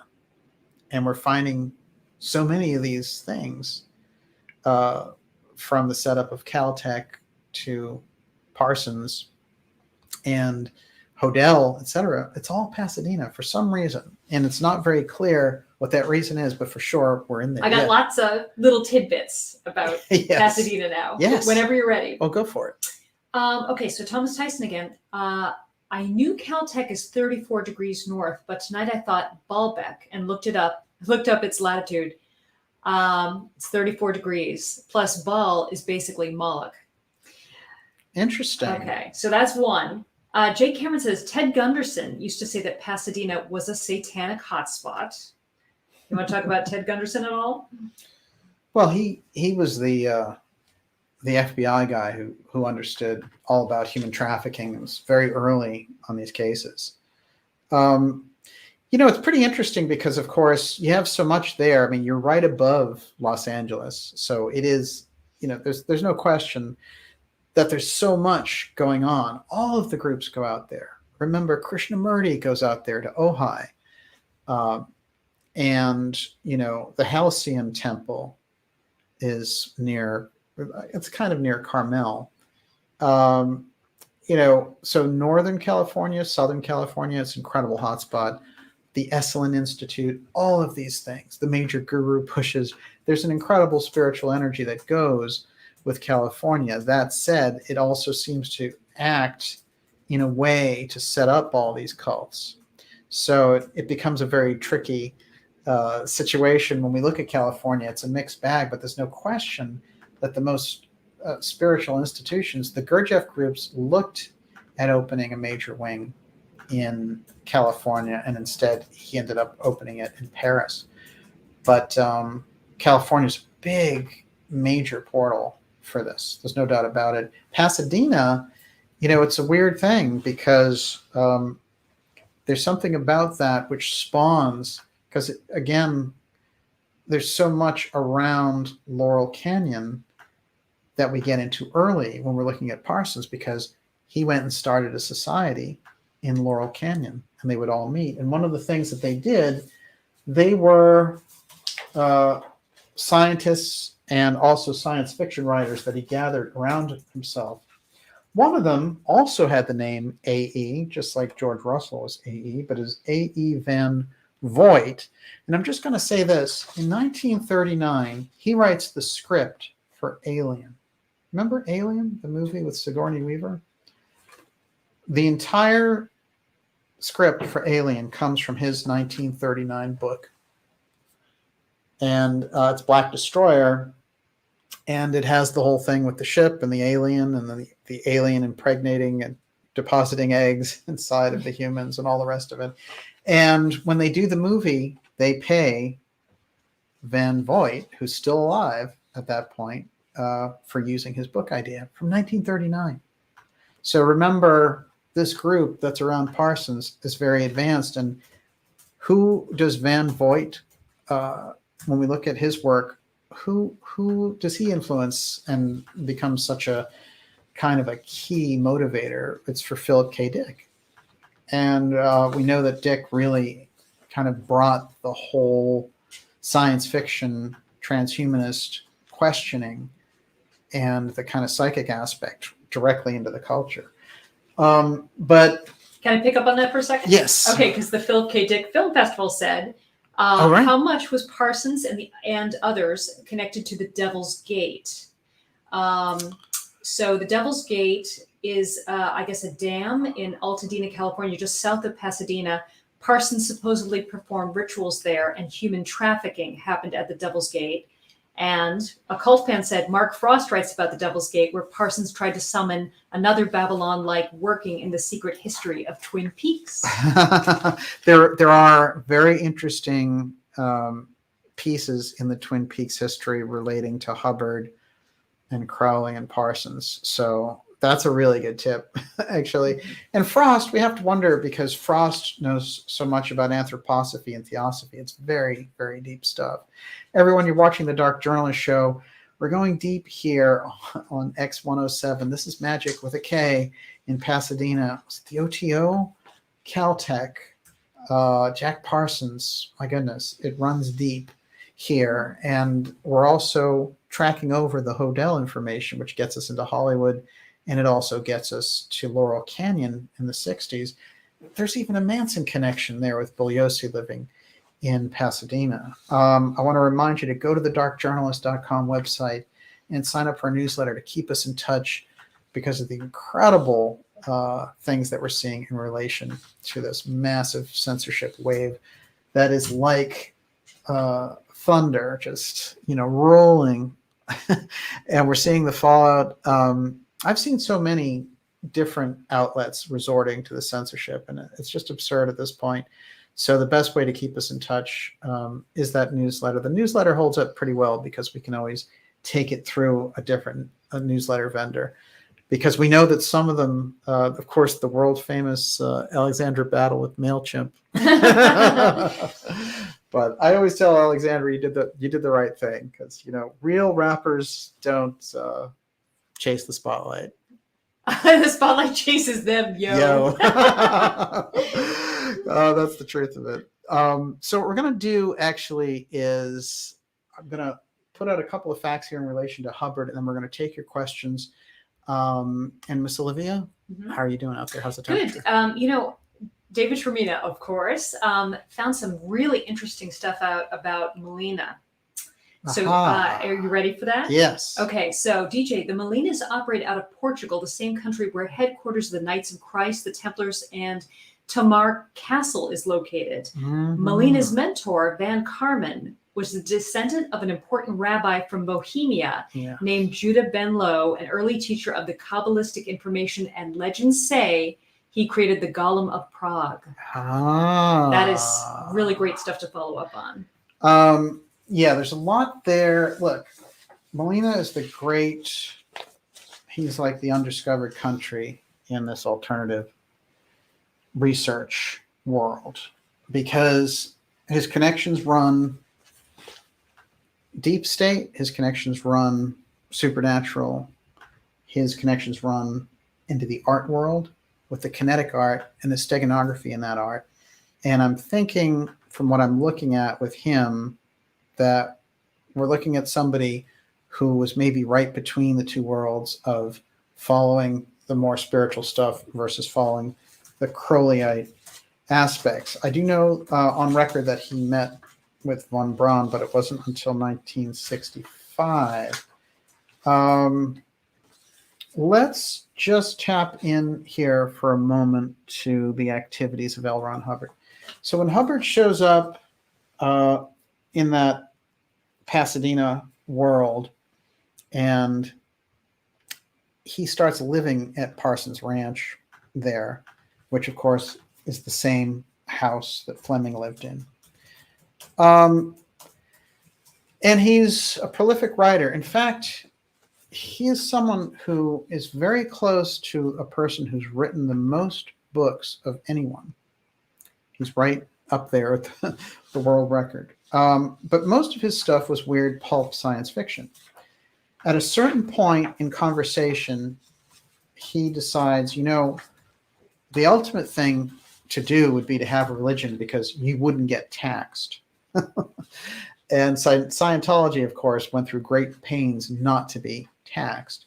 So there are many thoughts about Hubbard and his brilliance. What he decided to do is construct a religion. And he became an incredible control freak and with the cult, and he created from Dianetics Scientology.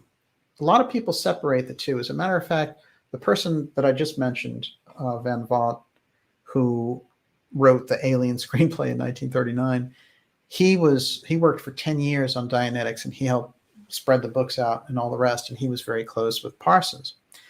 And he completely rejected the Scientology part versus Dianetics, because we have to give him a lot of credit for Dianetics in a way, because he saw through what they were trying to do with psychology to a degree. They were trying to have a one-size-fits-all thing, and they were trying to control people through pharmaceuticals. This type of thing, he was a real early adopter on. And so we have to kind of take witness there to Hubbard, the thinker, and, Hubbard, the influence of Hubbard. What happens is it becomes a cult, and then he becomes somebody who's very at odds with authority as well. One of the key things that he does in relation to our friend Parsons is he becomes enamored of Parsons' wife and takes off with her. And he also takes off with the money that they've put aside for their big venture and his yacht.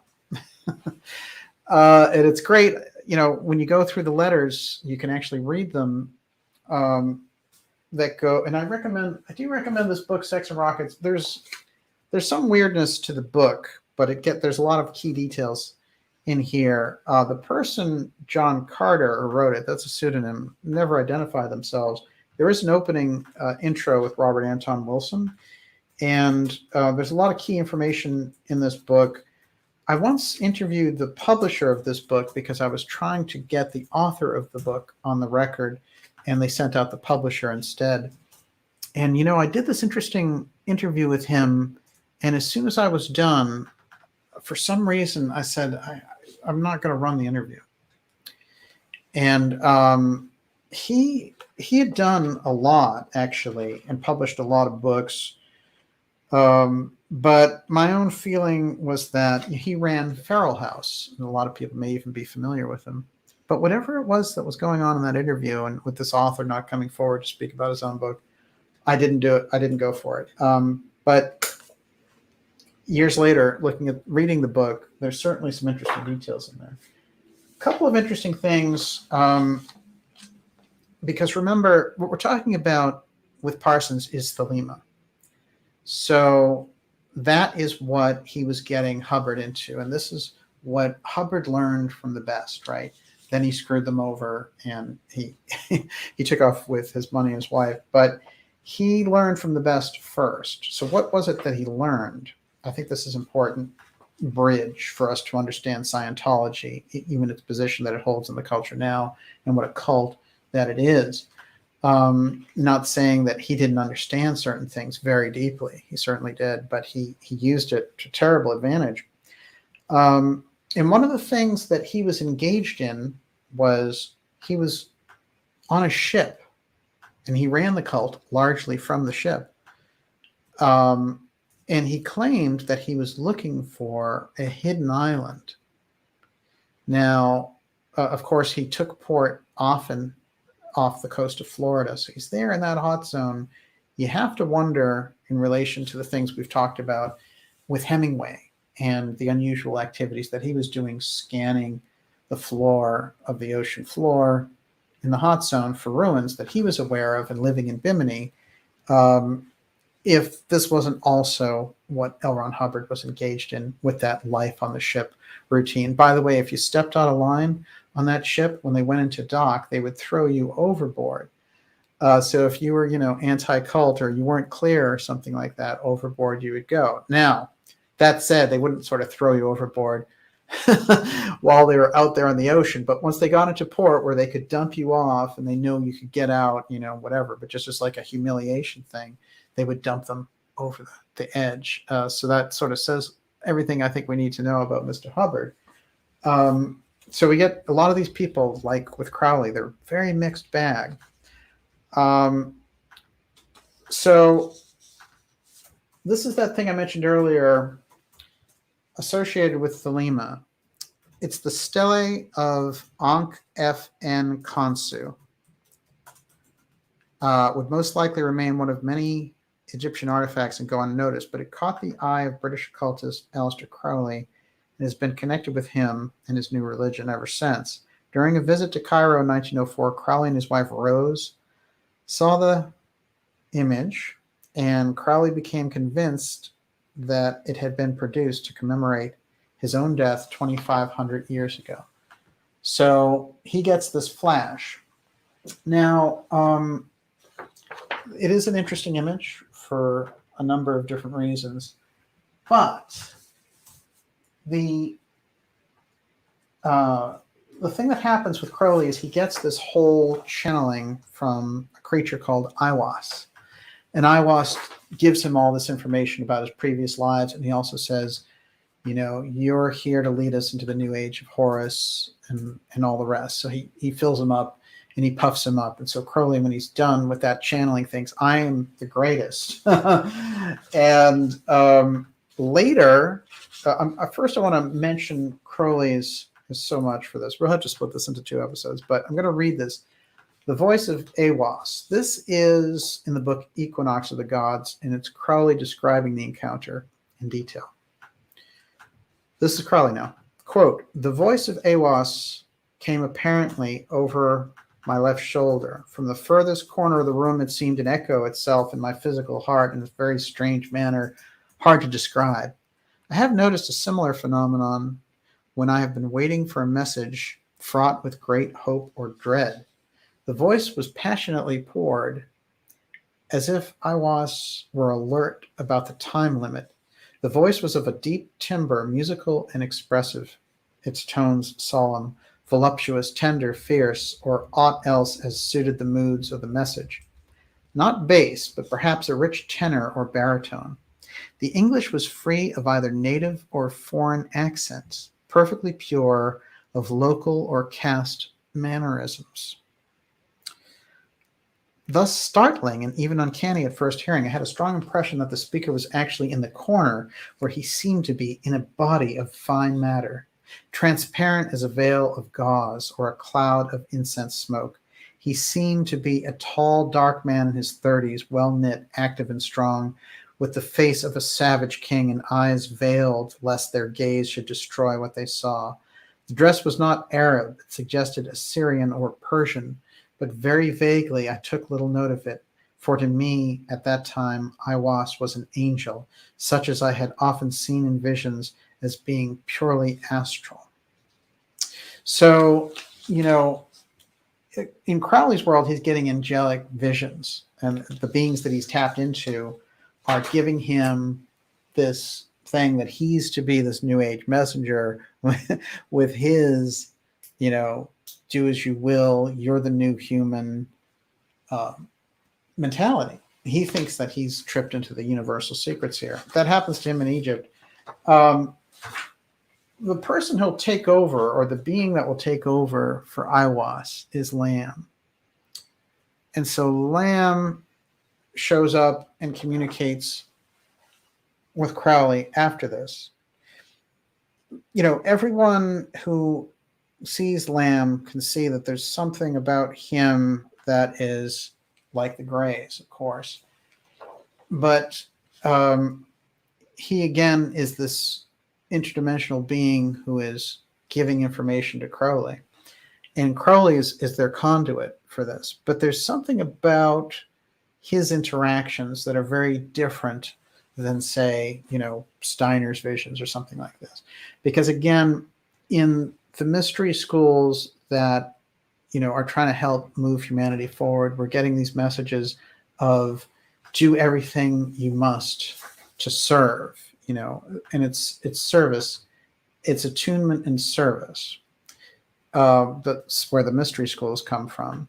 The beings that are giving information to Crowley are saying, you are the thing, you are like God.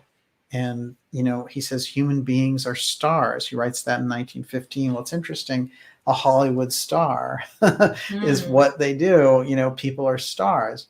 So it's coming in, it's a celebration of humanity, but it's coming in on an egoic level. So it is, it's kind of a temptation of pride thing. And certainly Crowley knew a great deal, but he's also, has this incredible sense that he's getting direct contact. So that gives us, I think, that flash there. And I think what we'll do as a follow-up to this is we'll take a look at Crowley's influence with Hubbard, and we'll go a further step with Marjorie as well, because she becomes such an important piece of what happens, after Hubbard takes Parsons' wife and his money. He basically opens up to these same type of energies that Crowley is opening up to, and says, send me that woman who can do the Babylon working with me. And then she appears, and she is the Scarlet Woman. But she's quite fascinating too. In fact, I found out that she worked with the Joint Chiefs making maps for the military. So again, very, very deep connections. So we're going to follow up on this, and the way that we'll do it is in the next Female Targets episode, because it's going to tie all these things together. And we'll do some more of that tonight. But with that, Miss Olivia, you're on. Okay. All right. So it's been an incredible ideas room. Ideas room. People are so knowledgeable. So I have missed some of the show, unfortunately. So we may repeat ourselves. So Steiner to God said, DJ, do you think these were luciferic entities communicating with Crowley? They're lower astral. I think that they're powerful beings, but it seems to me that they're trying to use Crowley to set up their kingdom. And I think that from where they're coming from, they don't see anything wrong. Just like the Ahrimanic forces setting up the eighth sphere, for them, it's like they're perpetuating, their own existence, and their relationship with humanity is, it certainly is a harvesting relationship. But I think that they're darker, lower entities that he's contacting with. What's great, what can be learned from the Crowley material is that if somebody takes the time to engage with astral energies, that there are other realms that you can communicate with. And, Crowley did a lot of things where, as a master magician, we can take a look at it and say, he understood that things like hair, nails, and even urine could be hijacked for magical ritual. And so he had a process of, keeping those things. He had talked about how the political situation was often manipulated through personal items and spells that were done on personal items. You remember that thing in Rosemary's Baby where they grab the glove? That whole thing comes out of the Crowley exposing that. So there are things that are useful in that information. The problem is where the kind of OTO focus is it goes back to the individual. So there's conversations that people can have about it, but I can tell you that the mystery schools come from a totally different center of affirming yourself as a spiritual being, attuning yourself in that way for service. And that none of that shows up in the left-hand school work. They're coming from a very different place. Yeah. Housatonic Live says, great show. Hubbard grew up down the street from Bill Gates Sr. in Bremerton, Washington. Hey. Anything seen in your research on their relationship? Well, see, there's you might have just added some ex-geography right there. Gates has all kinds of weird connections. There's no question about it. He's certainly placed where he is. And think about the position that he had, or they were trying to anoint him with the whole, master of the vaccines, Dr. Gates thing. And so much of their messaging was off because there was such a throwback against him, such a pushback against Gates. It was phenomenal. I've never seen a more hated individual on the public stage at that point. And what happens is these guys are billionaires and everyone is walking around saying you're wonderful and, you're great and all this. And you just think everything that I do, you buy into it. But then when you come out and deal with it for real, people really, they understood and could see through Gates. What they did with the Melinda Gates divorce thing and the phony little sex scandal is just what they did with Andrew Cuomo, which was get them off the hook on the bigger thing by getting them on the hook for this little thing like a sex scandal. People don't really care about it. It's gone, pretty soon. So instead of trying Gates, or pointing out the fact that some countries want him for crimes against humanity, they just give this little thing of he cheated on his wife or something. And the same thing with Cuomo, just like Cuomo set up the people in those nursing homes to develop COVID and its criminal negligence on a mass level.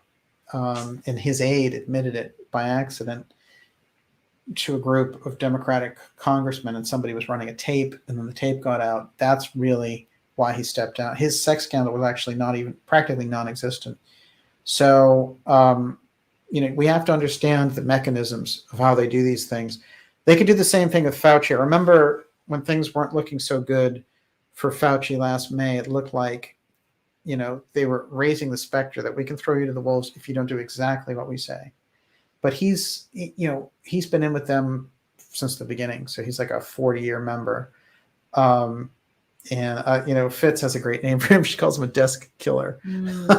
So yeah, it helps us to be aware of who we're dealing with on the public stage, and they're not who they portray themselves as. Yes.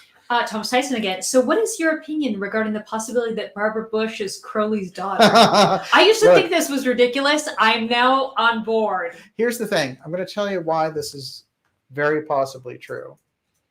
There's a lot of things that float around like that are just absurd. Like, oh, hey, Julian Assange is John Trump's love child. And they mess with Photoshop. It's just fun. It's like the National Enquirer used to type level of stuff. But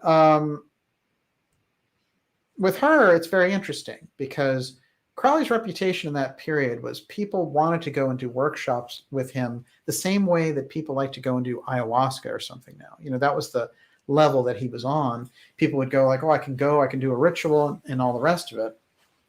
And we know for a fact that Barbara Bush's mother went and spent time with Crowley. And her strange appearance looking very much like Crowley and the strange connection of the Bushes to occult ceremonies lends itself a really major case for that. Absolutely. So of all the ones that are out there, including like Angela Merkel is Hitler's love child, all those things I don't believe, but the Barbara Bush one's very, very good possibility. For sure. Yes. Okay, wide awake. Is it true that Gunderson married Anton LaVey's widow? I don't have that information offhand. It would seem a stretch. So, if you have information on that, send it to me at info@darkjournalist.com and I'll check it out.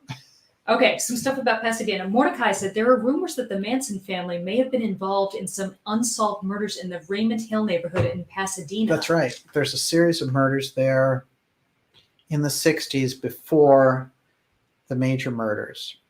And you mean like trial runs? Yeah. Well, it's interesting because the Tate LaBianca murders are also strange and in a lot of ways are not as they're presented, which is why there's so much information out there still about them. The whole thing is still very strange because it seems like there were test runs and there were all these things. And also the LaBiancas didn't have anything to do with the Tates. So it was very strange to have this happen right afterwards. Also, again, when they grabbed Manson, he and the people who were under him were all under mind control. So it wasn't just like Manson is using mind control on his followers, which he was, but he's also under mind control. So who was handling Manson? The real good answer for this, I think, is coming out in the research that the same person who handled Manson through all of his various paroles was a guy named Jolly West, who came out of Gottlieb's MKUltra program. Jolly West, one thing that we can track about him that's significant is that when he went and analyzed as a psychologist Jack Ruby after Ruby had shot Lee Harvey Oswald, as soon as he left, Ruby acted insane. Now, one of the things that Jolly West had been working on as part of MKUltra was the ability to make someone insane without them realizing it. And this was like a subtle hypnosis or whatever he was using. But there's a trail with Jolly West through those programs in his control of Manson.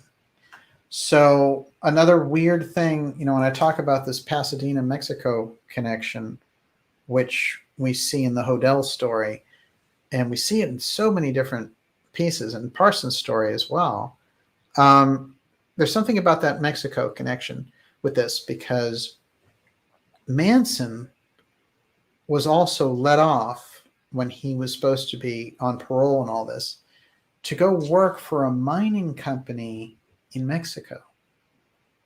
And he's working, so here is Manson doing a straight job in Mexico, supposedly, for a mining company. And then when Tom O'Neill went to research the mining company, which was supposedly based in New Mexico, he found out that it had folded and there was no way to contact. The way that they had left the principals is all anonymous. So it was a CIA front. So whatever was going on in that kind of, Manson operation, which again, remember all that stuff happens in Laurel Canyon. We're looking at a piece that has those threads all the way back to HODEL. And who is it who's giving classes in Laurel Canyon? It's Parsons. He has his own society there where he gets these occultists and science fiction writers together. That's how he meets our friend L. Ron Hubbard. Yes. Okay, so AJS, did Parsons and the woman in the red dress produce a physical child while doing the Babylon working, or was their offspring only spiritual? I think what happens in relation to the ritual is that even Crowley is afraid of the way that they did it. And he's correcting them about how they did it. But no, the way that they moved forward doing the ritual, and again, how much of it do we even understand what they were doing? What we do know is that it was Marjorie Cameron and Hubbard and Parsons who were the principals, and they were taking their general instruction from Crowley, but he was worried about them doing it because he was in London and he thought that they were basically bungling and might do something absolutely terrible. And the idea of them doing the ritual and letting in these dark forces and all the rest. So a lot of people have said in retrospect, analyzing it, that that's how the UFO wave started. I know that the UFO wave was around previous to that, but it is so very interesting. It feels right. I would say that there's something about the depth of the rituals. You have to understand that Parsons was on a level where he's taking instructions from the top master magician in occult circles, Crowley, on one hand, and on the other hand, he's a master technology guy. He is that interface. It's the same thing with the transhumanist stuff that they're rolling out. There is definitely a hazard involved in the work that they're doing as the way they're pursuing it, just like there's a hazard. But that knowledge of the scientific part mixed with the kind of deeper esoteric occult knowledge, that is the combination that we're looking for when we're looking at this. It's kind of like we need to understand the sorcery aspect in order to understand the rest. Yes. Paweł Jakubczyk. So what was their intent doing this ritual? Well, you have to go back to Moonchild, which is Crowley's book. It's a very interesting book, and it's kind of like a Rosemary's Baby type ritual.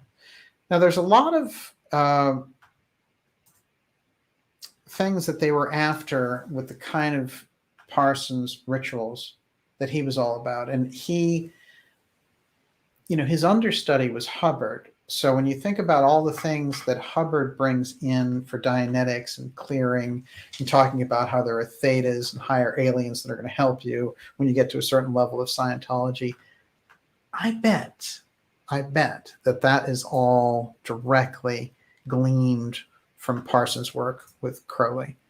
And, both Crowley and Parsons were dead, and Hubbard could just run down the field. So I think in Scientology is the remnant of the aim of the work that they were doing, which is pretty creepy considering how influential Scientology has become. Everyone, you're watching the Dark Journalist show. We're here, X-107. It's Magick with a K in Pasadena. And we're looking at HODEL, L. Ron Hubbard, Jack Parsons, the OTO, Crowley, even Bugliosi and Sirhan, all around this Pasadena landscape with Caltech and Aerojet, which we didn't even get into tonight, but Aerojet was the company founded by Molina and Jack Parsons specifically for the purposes of making these advanced rockets, when the only other place in the world they were doing it was in Germany.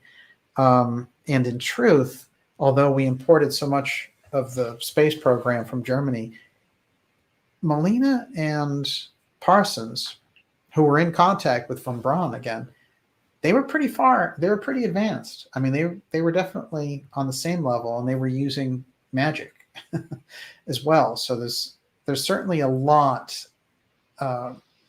There's a lot of advances, I think, that they had. I believe from researching both of them that the real reason they're chased out of the country is because they understood that the X technology works from a kind of a psychic level.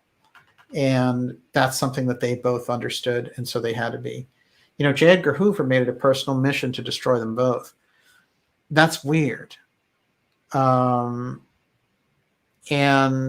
there are people, we understand that Parsons took contracts from Israel to develop a rocket program from Israel.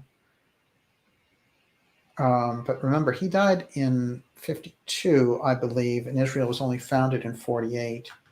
So that's a small window there where he takes that contract, and we're allies. We helped to set up Israel. It doesn't seem like the kind of thing, that they would go after him for. So there's something else in there. For me, I think the deeper aspects suggest that they understood the X technology. That's what makes them pariahs to that deep state, which should love them, right?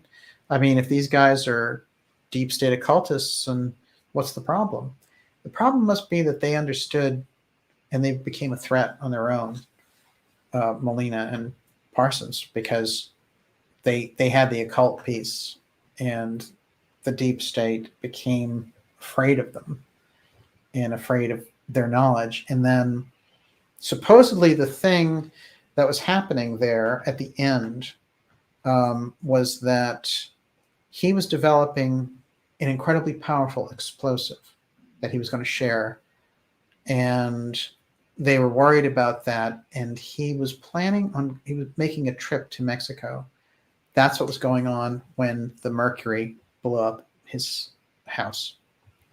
Yes. So Isa Peacekeeper says, do you think Jack's demise was an accident or not? Oh, no. They set it up so that his house would explode when he was doing the experiment. And, we have to remember Parsons is quite extraordinary. He's only 37 years old. And if we backtrack on him for a moment, remember his parents were wealthy Bostonians who went out to Pasadena. And the wife discovered that the husband was very different than how he portrayed himself. And he had prostitutes and all this stuff. So she was from a very refined background, and she got rid of him, and she did not allow any contact of him with Parsons. So Parsons grew up without a father figure, and Crowley was certainly the father figure. It's rare that you get to see Parsons' mother. That's a picture of her from her passport. And again, what I want to point out is that just like the founding of Caltech, there's that Boston-Pasadena thing that goes back and forth. And if we can find out what that mechanism is, it might be the finances come from Boston to set up the technology that's in that area. But this home actually on 181 Com Ave, that is where that incredible funder of Caltech came from. So, Fleming lived here originally, but he went out to Pasadena. He was this incredible lumber baron from Canada, went to Boston, lived on Com Ave, and then he went to Pasadena to found and expand Caltech. So, there's a tie over there. If we can understand the Boston part, then the Pasadena part's going to make more sense. Yes. This is an interesting comment. Rui Pereira, Nazi creepy times we're living with occult agendas. I wonder if we've ever lived without occult agendas. They've kind of always been with us, yes? Well, the Nazi part, forget it. They were master occultists.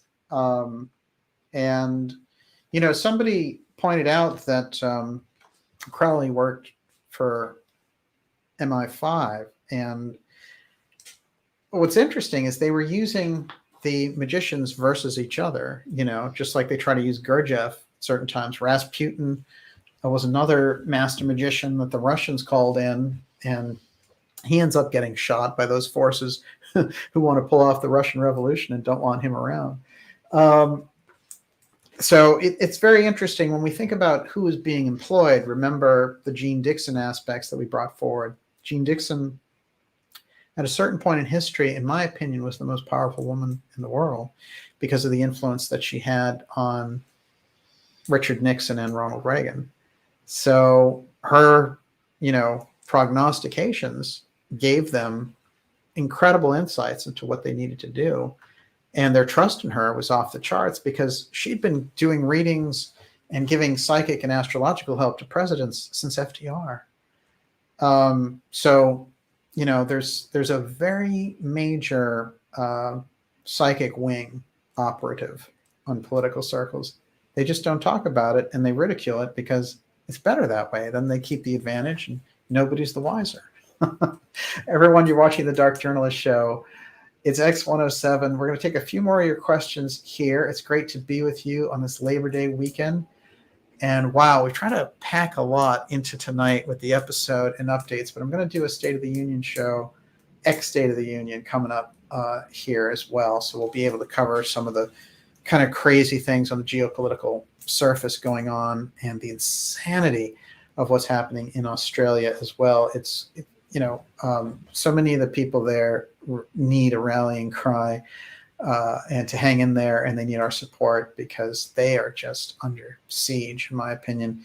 And as well, the people in New Zealand and the ridiculous policy of they get one case, they think, and they lock the whole place down and like don't even get packages from Amazon because you can't go to your door. I mean, that is becoming a captured Nazi state. And so the international community should focus on it, and it's an outrage. So the more that the Australian people send smoke signals, the more we'll get them around.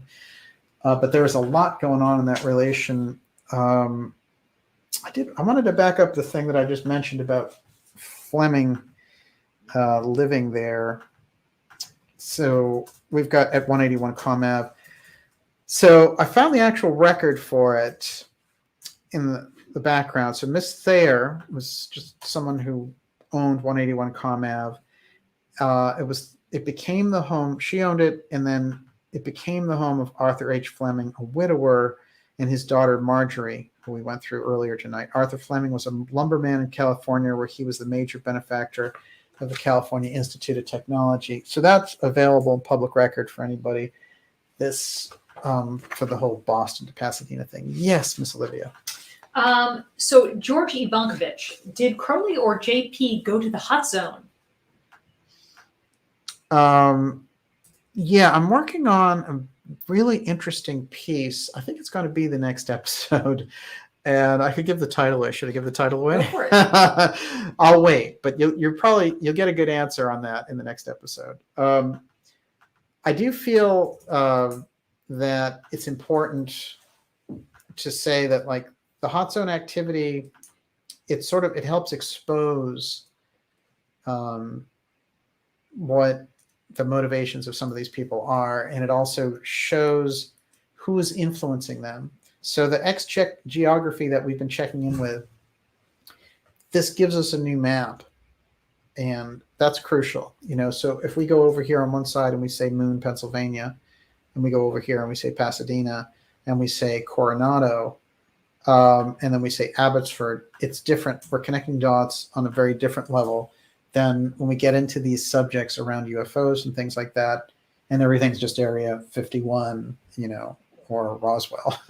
So there's a huge map there, and the hot zone, in my opinion, is one of the most crucial places for the geopolitics to roll out. And coming up in the future with land rising and those things coming into the public consciousness, it's going to be a very important area. We're going to understand things about it that we don't know. One of the things that Casey said about it was that underneath Bimini, there was more gold than is in the world's circulation today. Think about that. So they may already be operational around those things. So there's so much there, I think, that we need to kind of piece together. All right, Miss Olivia. So, hang on. Renner Newton, who mind-controlled Parsons and Hubbard? Parsons has worked on, there are a couple of different pieces there. I think that Hubbard is like a manipulator. So he's too smart for his own good, but everything is, how can I manipulate people with it? Now, what's interesting is you can still glean a lot, even from Dianetics. There are things to learn. Scientology becomes the cult, and there's a lot of dead weight. But remember, he understands things. He understands the Nazi aspect, post-war Nazi piece. He talks about it. He talks about psychology and how psychiatry got captured by the pharma aspect. He's right about some things. He has the insights. The problem is he was narcissistic, and he, everything that he gleaned from his work with Crowley and Parsons, he used to set up a cult. And again, those guys were very advanced. But I would say the person, if you look at those letters that Crowley writes back and forth with Parsons, it's quite remarkable because he's trying to protect him from Hubbard. So the great beast is concerned about the lowbrowness of Hubbard because Hubbard is just that much of a scumbag. So you have to say it's just somebody who doesn't have any moral code. But it's so offensive that even Crowley has a problem with it. That's pretty low. So let's think about that. But there is a weird, if the tone of those letters is like protection, like Crowley's telling him, protect yourself. And it's interesting, isn't it? Because a lot of people would look at Parsons and say like, oh, he's evil. He's working with Crowley and all this stuff. But here he is being taken advantage of by Hubbard. So there's like a weird openness which gets Parsons into trouble in the first place. And I mean, after all, he's a genius, right? So it's very interesting. There's a quote in here from Robert Anton Wilson that he says in relation to what he felt about Parsons. And he says, as you have gathered by now, I do not regard Parsons and Crowley as black magicians or Satanists or anything of that sort. Magic with a K has many aspects, but primarily it acts as a dramatized system of psychology, of neurolinguistic metaprogramming to train us to break out of the cage of the socially conditioned ego, and by plunging directly into the chaos and void from which we emerged, experience a rebirth into a new sense of self, of world, and of chaos in the void, knowing directly by experience that all these names hide the same hidden unity. The wonderful magician who makes the grass green, makes the sad man sad, makes the angry woman angry, and makes the loving heart overflow with further love endlessly. Dr. John Lilly called this process metaprogramming the human biocomputer. Dr. Timothy Leary, conscious of his debts to both Crowley and Parsons, called it serial re-imprinting of our reality tunnel. So this is it. It's a perspective, and there's so much in our lives that is about free will. So, they have that knowledge that they want to do it themselves, and they don't want to attune spiritually to do it. They want to use their own senses to do it. In my opinion, the left-hand schools and the influence of left-hand schools, that's their problem. They're incredibly knowledgeable, but they're all about the attunement part. They don't want the service part mixed in with it. And that's the balance that you get in the true mystery schools is attunement and service. Yes.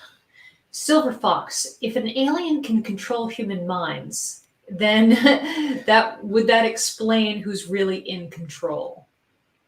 If an animal can? If an alien. Oh, an alien. I thought you said animal. It's not interesting. Well, look, in those cases, when I talk about apothelium, the mind control is rich and it's deep in the alien experiences. I've talked to people who've had alien encounters for years, and they have no control when they interact with the aliens. The aliens can paralyze them, can make them see things, can make them float, can float them through walls and everything else. So those are effects of a kind of physical reality they don't have any control over. So therefore, interaction with aliens, the way that we understand it and the way that we've seen, like when people have these encounters with grays and things like that, they have all the advantages mentally. So, I do feel that the same types of tools that help you get through a difficult situation, observation, self-remembering, meditation. These types of things are the same things that would help you in an alien encounter. But mentally, they have incredible control, hypnotic control over their subjects. And it seems that the suggestions that they use are almost like, sedatives we use on animals or something. So that whole process of alien abduction, it raises a lot of questions about, how easy it is for an alien to control us. But I still would say that fundamentally that, aliens, I like to look at aliens this way as a kind of a peer level. I think we have a false Superman thing that goes on with the alien aspect because they are advanced on certain levels. So I think that being able, even in an alien experience, to claim your own center is possible. Yes. This is interesting. So Taft says, Hubbard was abused by naval intelligence. He wrote pleading letters to help get him out of their clutches. This is him as a young man, well before the monster actions of later. So he was naval intelligence. He was ONI, right? Well, that's very early. The other thing is that he was also bullied in school. So his father getting out of his life when he's 1 year old leaves him strangely imbalanced. He's kind of like, a Richie Rich type situation, and he is catered to. His family is very extremely wealthy, and that changes during the Depression. He almost becomes a victim of the Depression, and he has to pick up scientific jobs, but when he's in boarding schools and stuff, he's blowing up bathrooms, so he has this mind that knows how to create explosives and rockets and all the rest of it, but he's using it for very, destructive purposes. And so when he goes to the Pasadena junior high schools there, he's thrown out. And so I think he's problematic because he's a genius. He's very open spiritually, and he has a destructive streak to him. But there's something that is open enough about him. They suggested he was dyslexic, but it seems like they like to say that about everybody. But it seems to me that he's so open that he can be manipulated. And so that's the impression I get the most with Parsons. He's a very intriguing character. I don't think that he's looking for an evil pathway. I think that he thinks that the new pathway is to just throw off everything and to be a kind of a scientific, psychic mastermind. That's where he's coming from. And his role model is Crowley, who loves him. Crowley is thinks he's the greatest thing. And Crowley does his chart and, everything else. So Crowley knows how to pick him. Yes. So George Ivankovich again, DJ, who discovered Jack Parsons and gave him his position at JPL? Teller? No, Teller's not really on the scene yet. I think that the name is not coming to me, but I mentioned him earlier. And but he was selected literally. He was picked out kind of the same way that HODEL was picked out, because they had programs at that period, and it was very easy to test that genius level and then recruit them in. So he certainly was spotted by that group. Remember, the group inside of Caltech are the same people who are trying to recruit Einstein, and so they want to make that brain trust there. And I think the more that we look at Fleming, we're going to discover, yeah, he's a lumber baron, but what is it that goes deeper? Remember, he builds this incredible observatory there at Caltech as well. So astronomically, they're very informed. So this is, I think, where some of the deeper routes are going to take us. But again, Caltech in Pasadena, with HODEL in Pasadena, and all of the things that come out of that, and the OTO selecting Crowley's headquarters for Pasadena, there's something about the geography here, right above Los Angeles, Hollywood, and all the things that come out of that, Laurel Canyon and its incredible influence on the culture, that has to get us thinking in a more supernatural light. Yes. Jimmy Swag says DARPA is in Pasadena. Psychoactive weapons. Yes, psychoactive. Excellent point. Wow. Yeah, this is, I think, where we're going. Miss Olivia will take one more question. One more question. Okay. Well, okay. We're going to go back to sort of the beginning. So yes. This is a kind of a David Termina special. DJ. L. Ron Hubbard predicted the ability to control a man's mind eerily similar to the Sirhan story. He called his original manuscript about it Excalibur, or the Dark Sword, the One Command. Berkowitz mentioned a supernatural influence that affected his psyche he called Samhain. Do you think there is a druidic magic cult involved in this story?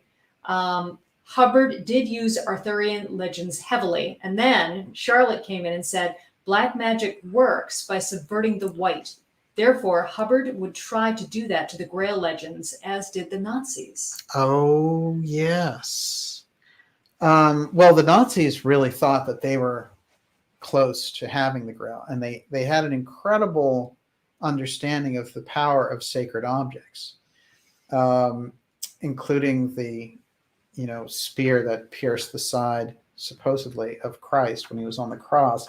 This was the object that Hitler dreamed of having in his grasp. But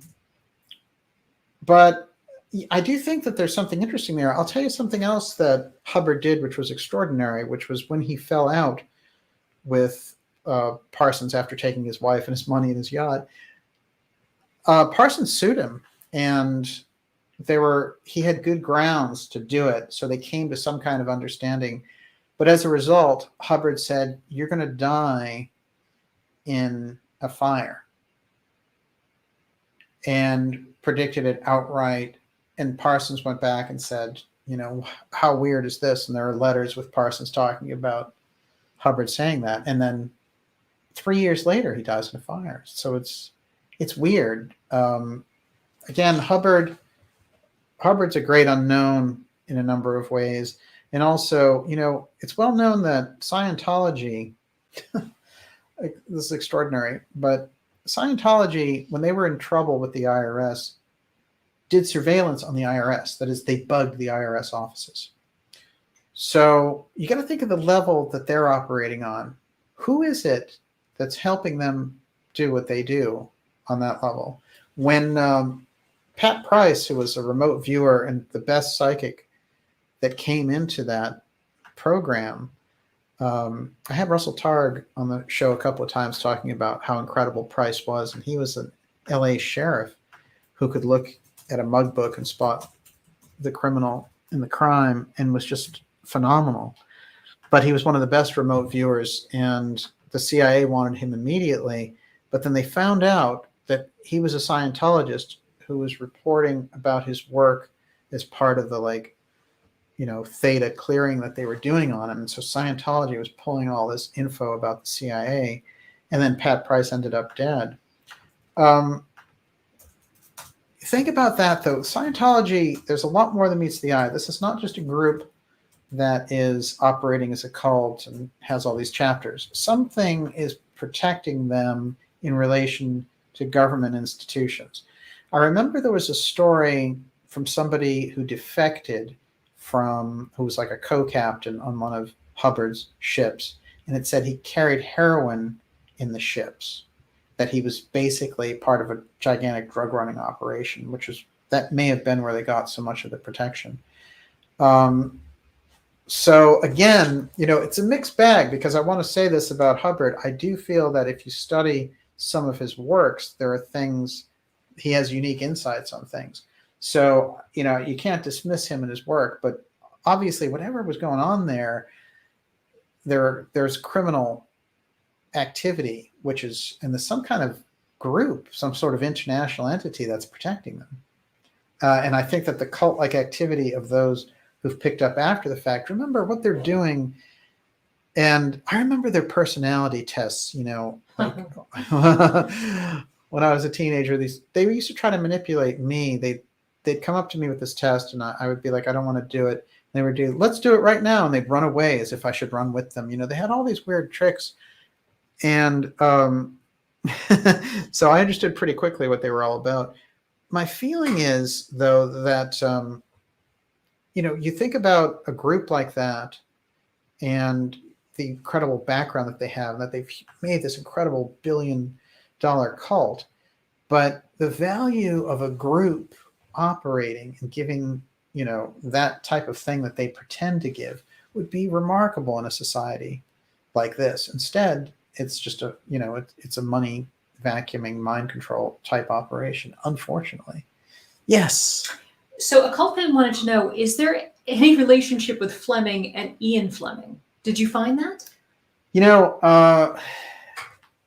Fleming is a fairly common name, so I haven't found it in any definitive way, although I'm finding Flemings that are, I was coming directly from the legal people who were Flemings, and it seems like they have very interesting connections if they are connected to Arthur Fleming. It's a real good lead if that turns out to be true. So it's an excellent question.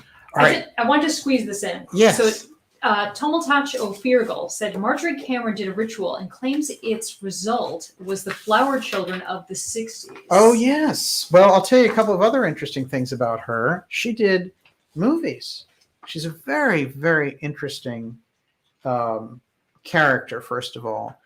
But Kenneth Anger and his, weird Crowley-ish movies used her, but then these other more legitimate film directors used her. She was in a movie with Dennis Hopper, I found out, and I watched some clips from that. Absolutely fascinating. And this is one of her art pieces. She was a remarkable artist. Cool. Yeah, she could have easily done her own tarot deck, for example. She lived until 1995 and was largely regarded as a witch. Since you got me on that, a couple of quick things. That's another of Frank Molina's pieces of art. You'll notice again, the eighth sphere is hanging out. You will find that in all of his work. And also, I think when you look at this one, you can see the outline of rocket designs, of aeronautic designs. He's getting very cosmic downloads, I think, in his work. We mentioned Blavatsky in the beginning of all this. Look, Blavatsky, think about who was surrounding Crowley, right? Lamb and Aiwass and all these beings. And it's sort of like they're trying to use him for things. This is Blavatsky surrounded by the masters. Think of the difference of her mission from Crowley's, and you get that real snapshot of the difference between the right-hand schools and the left-hand schools. It makes a huge difference where it's coming from. You might employ the same methods, you might know the same types of skills, and you might be on a master level either way, but the aim really makes all the difference. And I think that we get, that with that image of Blavatsky, I think we need to lock that in our minds when we're thinking about, the efforts of somebody like Crowley to know the master's secrets of the universe so he could use it to make himself a super being, and contrast that with the efforts of somebody like Blavatsky to move the culture forward into spiritual realization for humanity. It's very different goals. And, when you think of someone humble, like Edgar Cayce, for example, and the work that he did, there's so much that he gave on psychic experience, meditation, religion, Atlantis. So that's the gift that he did, opening up to that information his way. And everyone has their own path with it. And Crowley was a genius, no doubt about it. But I think that the aims here show us the contrast between those schools. And that's going to become more and more important as we study these things. Look, the more that you understand, I can say this unequivocally, if you understand the mystery school aspects, like many of the questions geopolitically, media-wise, so many of these things become clear because you understand that the mystery schools are operating underneath it, and that the secret societies, left-hand schools, are trying to suppress the things that the mystery schools are trying to bring into the culture to raise the spiritual level. That's the real war behind the scenes. And it's been going on very heavily since the 19th century in particular. I'm sure it goes far further back into Pythagoras and the Book of the Dead in Egypt and all the rest. But the era that we're in, we take that 19th century leap. It's the scientific materialism and those trying to make that a religion. And you see it all the time. I believe in science. And we pointed that out earlier, which is the science that they believed in is somebody else's construct, which can be easily manipulated. It doesn't have anything to do with real science at all. And that's something I think we can take to the bank on this. Everyone, fantastic to have you with us. Olivia, we have some people to shout out. We do. First and foremost, it's Najat's birthday. Hey, happy birthday, Najat. Najat's been doing outstanding work, and she's always asked incredible questions. Absolutely. What else you got? Okay, so we have a bunch of super chatters. Diana Dawn, Luke Walker, Hannah Brennan, Stephen, Alpha Warrior, NEK 1974, Occult Fan, Jackie, Brandon Kramer, Gillenjoy R, WC Ray, Tricky Vicky, Mordecai, Bill Gometz, Lori A. Lundquist, Shazam, Mark B, Eurythmia's Fun, Housatonic Live, Violet Lotus, Mark Lane, Man in the Mirror. And now, Cab, thank you so much for your generosity tonight. Oh, this is a good question. Did Jack Parsons ever have a float in the Rose Parade? Whoa, no, but they named a crater on the moon for Parsons. Oh, interesting. So, I have to say, I want to give Richard Hoagland credit that in the mid-90s, he went into Parsons and Crowley a lot, and that's 20, 25 years ago. And it was way before a lot of people had a handle on it. So Hoagland gets a lot of appreciation for bringing a lot of those things out early on. And his identification of NASA using dates that were specific to important dates on the occult calendar, I think, is also very crucial. But he pointed out that thing about JPL being Jack Parsons' lab. And it makes a lot of sense. So that's the kind of alternative research I think that we need going on at this time. And Lord knows we've lost a lot of scholars. I wanted to mention this. There's a guy named Ken Thomas who wrote JFK and UFO. He did some really excellent books. I know Ken, I haven't talked to him so much recently, but somebody he tried to get me to speak with was Skylar Alvegren. And Skylar was this amazing Fortean, just a remarkable woman who she wrote, she studied John Keel and she met Keel and she really tracked down so many of these subjects and did a remarkable job. And she finally became a Facebook friend of mine. He had mentioned her to me like 5 years ago, and I just lost track, and it was hard to find her, so we didn't end up, talking about things. But when she became a Facebook friend, she ran some of my videos, and I thanked her, and she was interested in the Human Betterment Foundation and the things that we were talking about eugenics, and she was just putting some stuff out there, and I was looking forward to having a chance to talk with her. And tragically, she passed away just a couple of days ago. And, this was a shock to everyone who knew her. She was a young woman, and she just was a bright personality. I never got to know her well. A lot of people who did had great things to say about her. So we really, people like Skylar. We really appreciate the things that they've contributed. And, we're sorry to all of her friends and the people who knew her for losing her so suddenly. But, it shows us all just the value of the people we have in our midst and how we need to really appreciate some of the great stars that we have, giving us so much insight and light. So we really appreciate it. And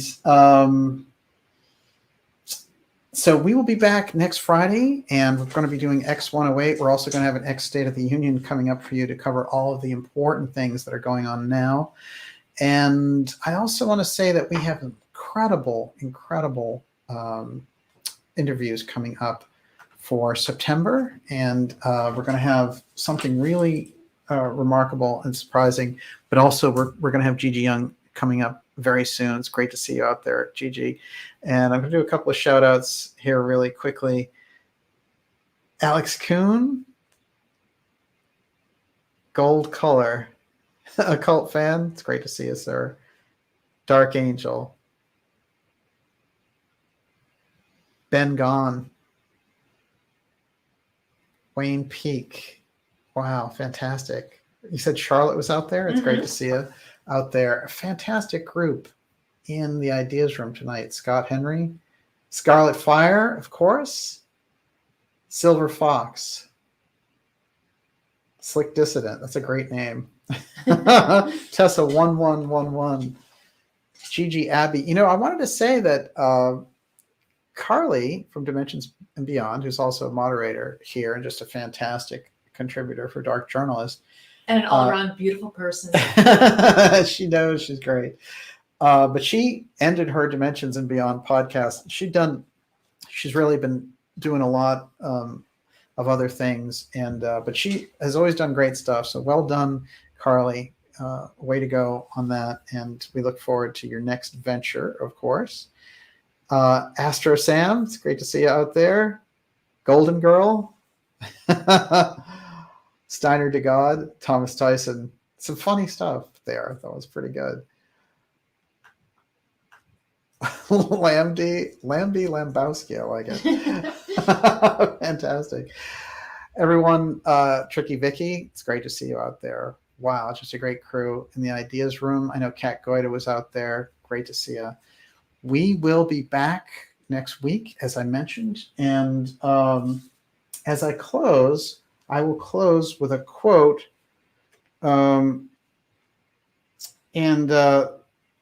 This actually is something that was said about Crowley and what he thought of this whole thing about opening portals and stuff, because we know there's been a lot around the UFO side.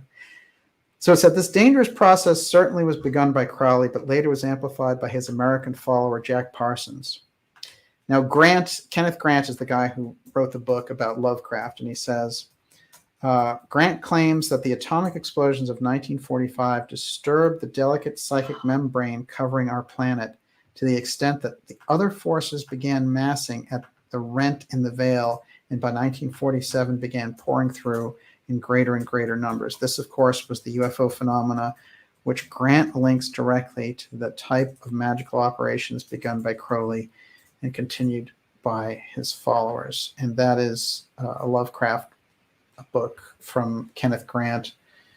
So very interesting stuff there. And I know we're going to go opening up a lot on this subject as we get into it.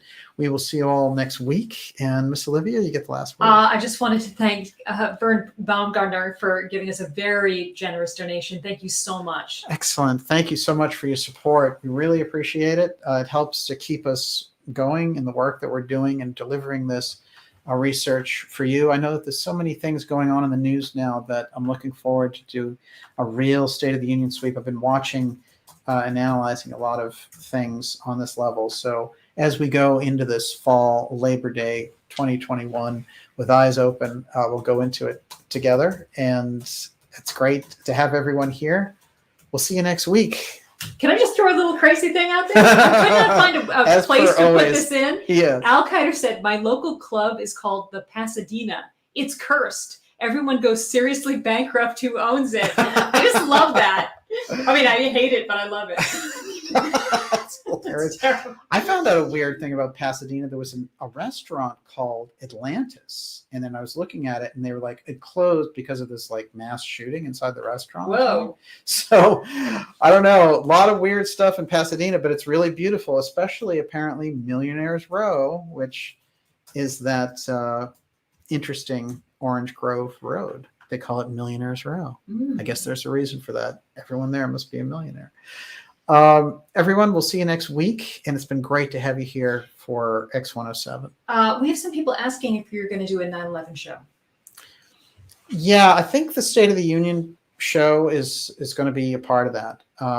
But it's coming up. It's the 20th anniversary. And with the debacle, we're still under the emergency, as Professor Scott likes to remind us, we're still under the 9/11 emergency 20 years later. And every president, whether it's Biden, and I say president in quotes, Trump, Obama, Bush, they all sign the emergency proclamation, which keeps us under a possible COG control, but certainly keeps NORTHCOM as the commanding wing there ready to control the United States. And that's always been a dangerous situation.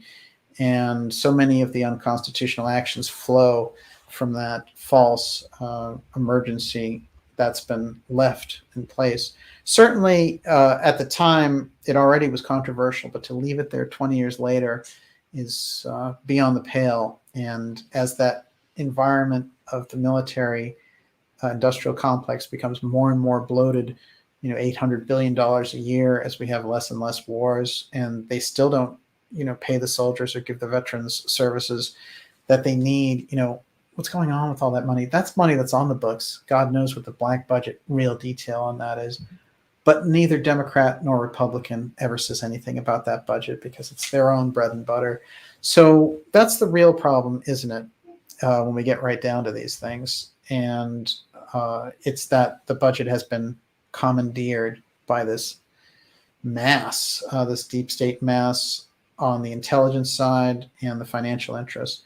But those things have a way of splitting up and becoming very apparent. So if anything, I think the fall is a good time for us to refocus on the constitutional freedoms and really demand those freedoms in every channel, and not go back into the whole mask surrender, non-constitutionality, bizarre world, because we'll get Australia, and Australia is not going to lead to a good thing. So we'll show them how it's done, and to the people who are in Australia, we're watching closely, and we're going to help. And so I feel like the more people in Australia stand up, the better, and in a smart way, and civil disobedience is certainly the way to do it. And it's achieved incredible results there before. But I think it's time for the international community to spotlight Australia, because the things that are going on there just look like an inhuman fascist civilization. So let the first thing be, let's get Australia free as we're freeing the United States and Canada, because freedom is on the march, whether the transhumanists, Davos crowd likes it or not. And that's where we're going to take it. And we'll take it there together with the interactions that we have with people like you in the Ideas Room. So thanks for being with us. We really, really appreciate it. And have a great night, everyone. Thanks, everybody. Have a beautiful Labor Day. Yes. Take a day off for a change. And it says end broadcast, but after all, it never really ends. Let's admit that. Have a good one, everyone.